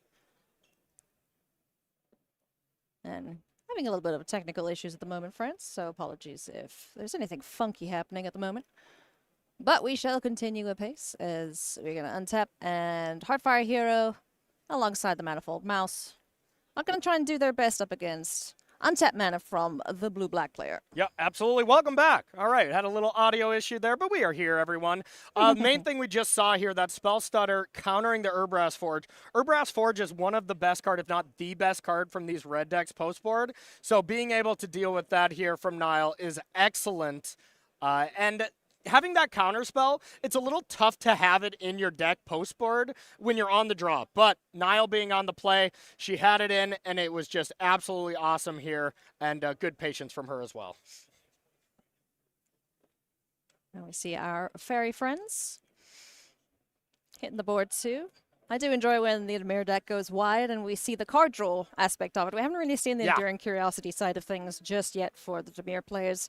It's more just been the bounce house plays. Yes, and that is so wild to me because going into, 3 weeks, maybe right before Christmas, I would have said Enduring Curiosity is the best card in Standard. But now, I mean, it's hard to say that when so many of these blue decks aren't playing it. So, I mean, it would still look amazing right now, so we'll see if she has it, but... Yeah, it is interesting to see how the format's evolving and, a card as powerful as Enduring Curiosity kind of falls out of favor. So just attacks with these two creatures. Doesn't get in there with all the fairies.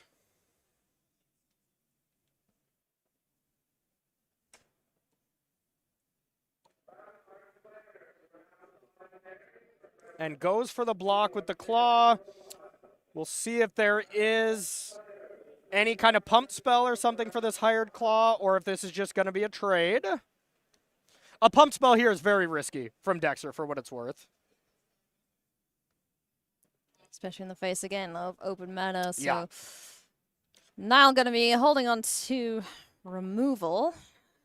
And hopefully, but nothing. No Kaido to be able to bring. That kind of looked like a Kaido there, but decides either doesn't have it or decided not to play it. It is bad against these red decks. It's a card I usually think to side out for sure on the draw. But, I've left in one or two on the play before, and it's not the absolute worst, but definitely not great post-board.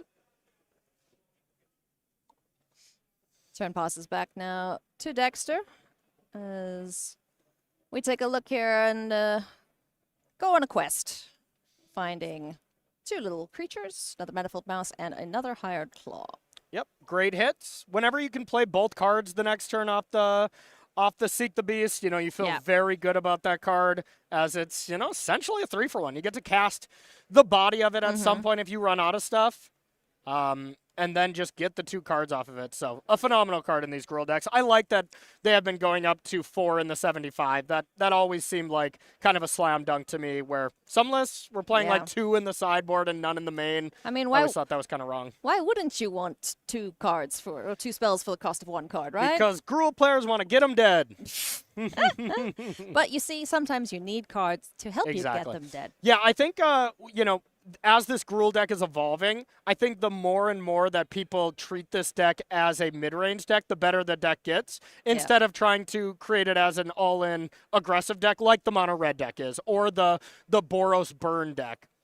I still think this is the best red deck, but it plays more like a mid-range deck now. Yeah. In my favorite configurations of the deck. Yeah, I enjoy watching a deck that can evolve and adapt to whatever it is that they're playing up against. So transformative sideboard, that sort of stuff. So yeah, absolutely. This little mouse is getting large.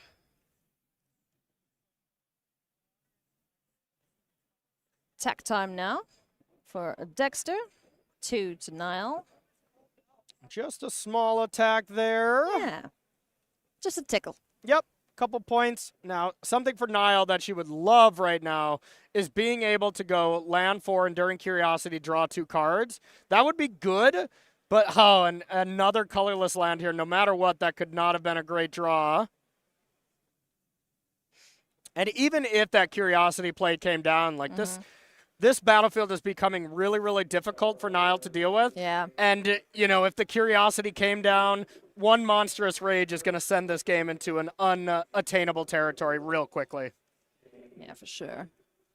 Just looking at, you know, main deck configuration here for Niall, you know, we see 3 go for the throats, the 4 cut downs, 1 nowhere to run. So, you know, spot removal aplenty, but the wider this deck goes, more difficult it's going to be, as we see Torch the Tower on Flood Pit's Drowner.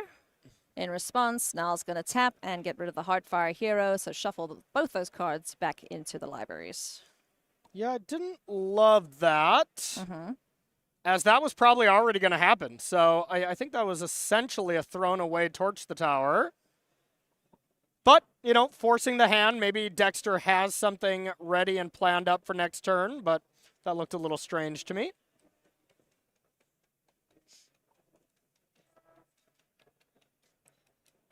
Players giving both libraries a shuffle. So, things kind of at parity at this point, I'd say. Yeah. Dexter's got the lower life total, but definitely threatening more damage with the Manifold Mice down the board. Hired Claw also able to get a little bigger as the game goes on. So Niall certainly looking for some more card advantage here in the form either of Kaito or Enduring Curiosity or even the Fairy Masterminds, like you mentioned. Yeah. And one thing that Niall could definitely be drawing towards here, with her having 4 mana already, 2 Gix Command in the sideboard for sure comes in. One of the best cards in this matchup. Being able to just wipe the board would be huge. Nice mountain, Dexter. I really did enjoy those oil slick lands. Those are sweet.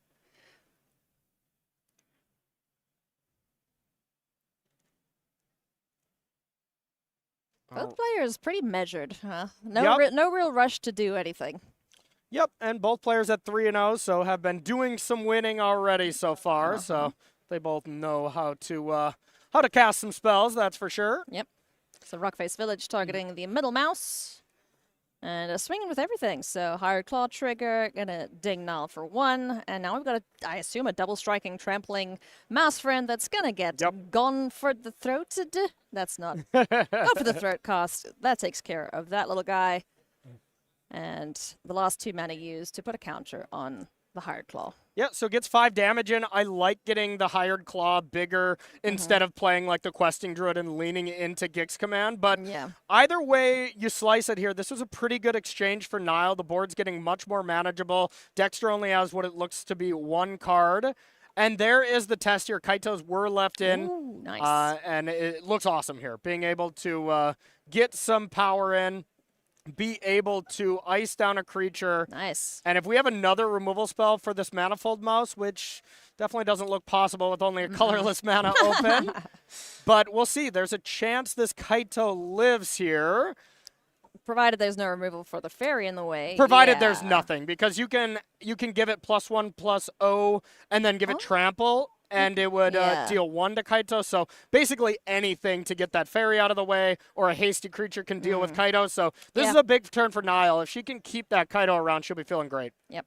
Rockface Village can't target our druid friend here, though, so that's not a threat. But Screaming Nemesis, however, is. So now we've got 2 attackers towards Kaito, if that is where Dexter wants to go. Any consideration to just go face? Definitely a consideration, but I would want to be getting rid of Kaito here, and it's pretty awkward. I do think both have to go at Kaito. Yeah, and no real reason to block and lose your only creature. Yeah, because if just the Nemesis goes, you chump block it, it only takes 1. No real way there. Turn passes back now. 2 Soulstone Sanctuaries for Niall. So I think when it gets to the point that she's activating those, you know, there's nothing good in hand. Yeah, this is the big Gix command turn. If it's there, it would be a Wrath on the entire battlefield straight away. Nope. All right, Enduring Curiosity enters. We will get 1 point of damage over and a card, more importantly, for Niall. So let's see if she can dig a little deeper, finds a land. Really needs something here. Yeah. Some piece of interaction, a go for the throat for the Nemesis, something like that, to be able to stay in this game. The Curiosity is great as a blocker, and will do some damage here at picking off one of the creatures. I think Niall really needs one thing to play, and to hope Dexter doesn't have just 2 great cards. Oof. Which 3 mana, that's a horrific sign. Okie dokie. Urbrask's Forge. We get a bigger druid. We get a free little idiot that just, you know, yeets himself at Niall's life total. Yeah, he's going pretty wide here. Yep, absolutely. Resolved Urbrask Forge is so good against Dimir. There is only the Tishana's Tidebinder to be able to shut them off. And even that, it's a 2 toughness creature that can be disrupted pretty easily. Yeah. So, really, a tough card where if this game goes long, that will win the game. Yeah. So the onus is on Niall for her to find something like a Gix command to be able to do some good stuff. Need to be able to wrap this game up super quick here. For Niall Dimir mid-range, down a game already. Dexter just looking to shut the door here entirely on Niall. Yep, absolutely. And Gix command is already looking slightly less exciting as there's 2 3/3s. So no matter what, there's no way to wrath the board here. Yep. Move to combat. We get an oil counter on the Forge. We get the little 1/1. It just gets increasingly bigger and annoying. That's true. A very annoying card to play against, that's for sure. Yeah. Here it comes. Mouse will target itself and swing with a team, I imagine. Yeah, we'll see. There's definitely one good block if the team got in there, you know, blocking the Questing Druid with the Enduring Curiosity. It comes back, it's still pretty strong. So I like Dexter's measured approach here. And gets the Hired Claw beefed up once more. And big turn for Niall. Needs something nice here. Being able to animate these creature lands to be able to block is okay. Yeah, not ideal though. And getting in with the 1/1 fairy to draw 2 cards a turn essentially is also pretty strong. But she's going to need a little more. Yep. 1 Monstrous Rage, as you mentioned, in this game is basically all but over. 100%. A Monstrous Rage without Niall having a removal spell for said creature is definitely game. Where do we go from here for Niall? Playing Dimir mid-range. Ooh, cut down. Nice. Okay, so dealing with the mouse. And I would take that as a huge hint. If Dexter has a card in hand, I would be like, it's not Monstrous Rage. He acted way too fast. He didn't think about that. So I would think in my brain if I'm playing against him, okay, unless he drew it, he doesn't have it. Yep. 1 mana. Heartfire Hero hits the board. Rockface Village is available to get this little guy going. Gets targeted, gets a counter, and gets to swing in here with the team. Yeah, and even going to combat here, Urbrass Forge going to 2, team gets sent in there. Your best block is still pretty much the Questing Druid. Looks like we did miss a counter on the Questing Druid when we cast that. Which 13 damage. Yeah. There's 2 blockers. Nemesis you don't really want to be blocking. So what, block the Druid, block a Hired Claw, but he's out of range. Well, could be out of range on an attack. Yeah, and that looks to be able to keep Nile alive if Dexter has absolutely nothing. So it doesn't look like this is lethal right now, but it's very much scary. Oh, yeah. I'm assuming here Niall's going to be activating one of these Soulstone Sanctuaries just to get a blocker in the way. Yeah, or the 4/4, but yeah, I would agree. Probably the Sanctuary. Because it looks like that's an underground river, so you'd have to take an extra point of damage. Ouch. All right, here comes our Phyrexian friend. And yeah, turning things sideways. Let's go. Trigger. Down to 9 goes Nile. Okay. Now Let's do some math. the one thing about this is if Nile is able to make blocks where Dexter just said no cards in hand. If Niall's able to make blocks that keep her alive, on the flip side, you know, if she can keep Enduring Curiosity alive, 5 power in play, second Sanctuary would be lethal. Hello, everyone. we'll get back to the game here. But you just see me in my math face here. Yeah. But, you know, Niall will have lethal on the crackback if she can stay alive and keep Curiosity in play. So, all right, well. Yeah. Technical issues, friends. You know things happen. So, from the sounds of it, it sounds like Dexter won. Okay. Just get confirmation from production again, please. Okay. Just to make sure we're not telling you any lies. But yeah, that looked like an insurmountable amount of pressure there from Dexter's side of things. So Gruul Aggro doing Gruul Aggro things. So far, Gruul has definitely looked like the deck to beat. You know, it's just looked impressive on camera, you know, pretty much every time. Dimir, of course, the different versions look cool as well. Yeah. But hard to beat Gruul. It's very powerful, y'all. When they draw nicely. So sweet. Chef's kiss. Oh. Like you see, we're on the same brainwave. Oh, Lordy. Friends, thank you so much for joining us here at the Spotlight Foundations. This is, of course, the new series from Wizards of the Coast. It's absolutely fantastic. SCG hosting it at all their conventions. Well, most of them, I would say. But come and check them out. There's going to be plenty more this year. Also, Happy New Year, by the way. It's only the 4th of January. So, you know, everyone's kind of still like getting out of that daze from 2024. So absolutely. Yeah, and I mean, 2025 is going to be a good year for Magic. Like you were saying, you know, I mean, these Spotlight events are just so cool. There's something like we've really never seen before. Being able to go straight to the Pro Tour. Hell yeah. There were some events at Pro Tours, like for the people that were in the Pro Tour, if you played a kind of PTQ style event, you could get straight to the next one. But an open event for anyone. This is unlike anything we've ever seen. So go out and play these. These are going to be coming to a lot of cities throughout the United States. Of course, there are some internationally as well that you can go to. And great tournaments. You can win a ton of money, 10K up top, all the really cool prizes. And like I said, going straight to the Pro Tour.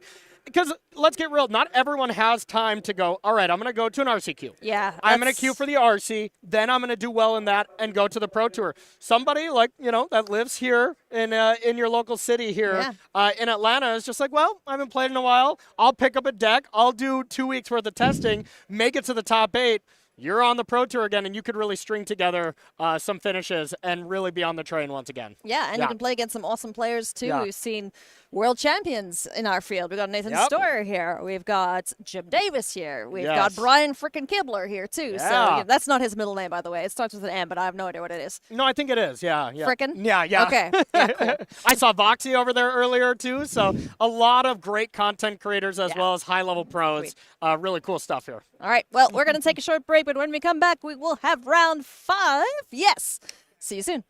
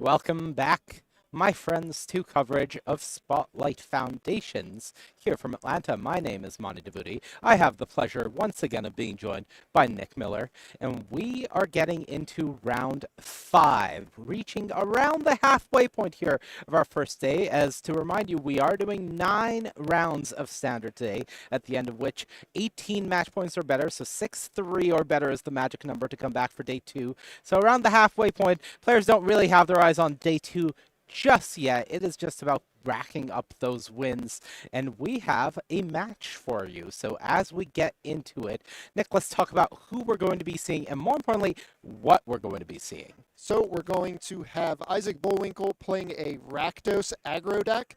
This is the latest build of the red mice cards along with a certain splash. And then on the other side, we have Edward Halb on stock Dimir mid-range.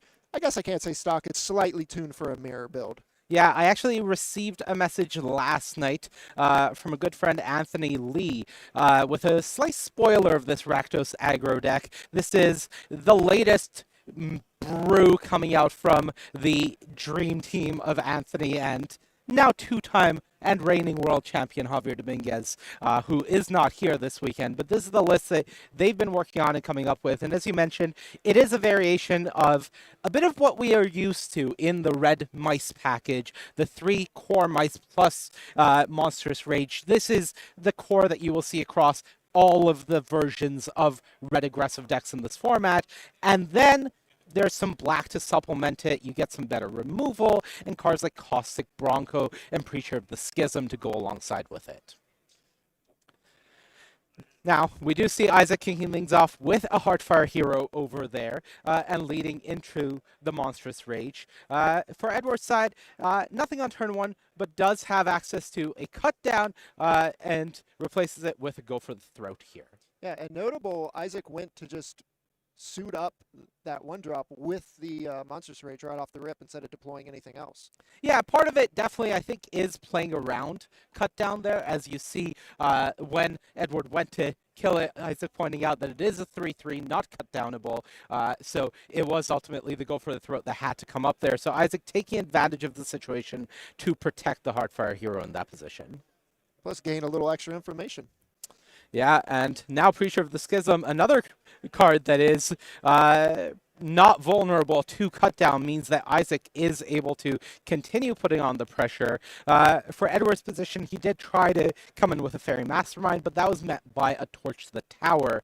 And Preacher of the Schism is a big problem because once this card really starts getting rolling, it doesn't take long for the board to be put away in terms of resources. Yeah, and as you called out, being uncut downable is really big in this matchup. Anything that doesn't let you get away with 1 mana killing it is huge, and then if it gets going, the advantage is very big.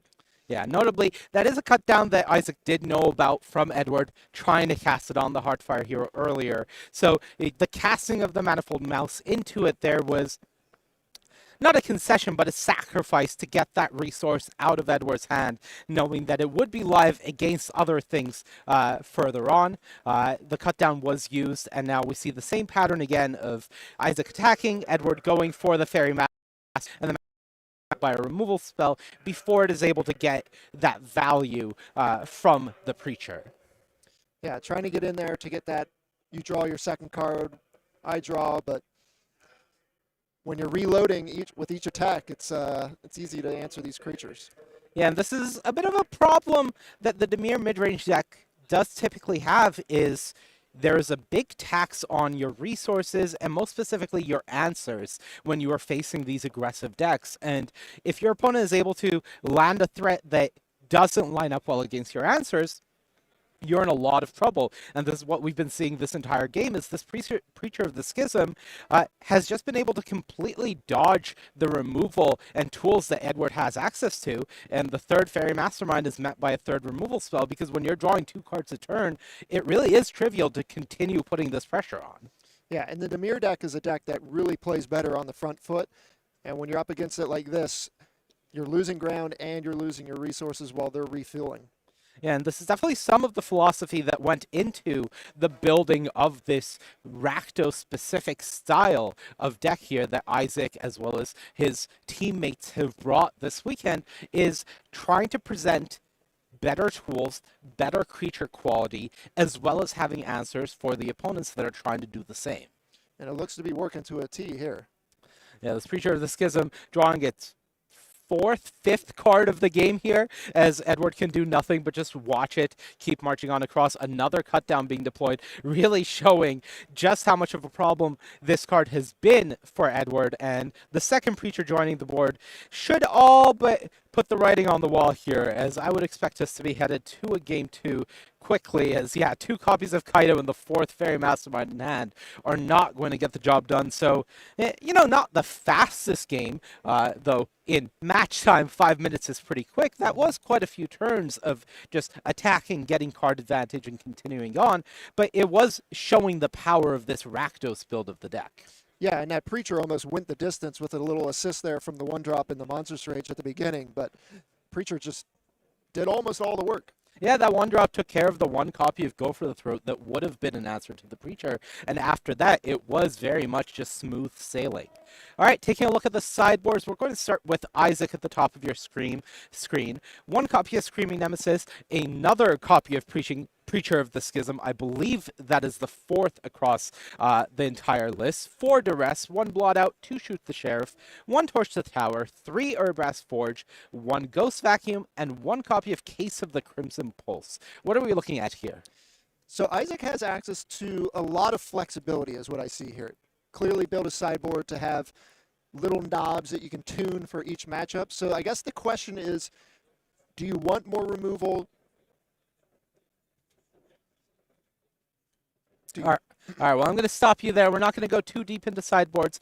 We are going to reboot our equipment, trying to fix some audio issues that we're having. So please bear with us. Apologies for the tech issues. We will see you on the other side. Don't go anywhere.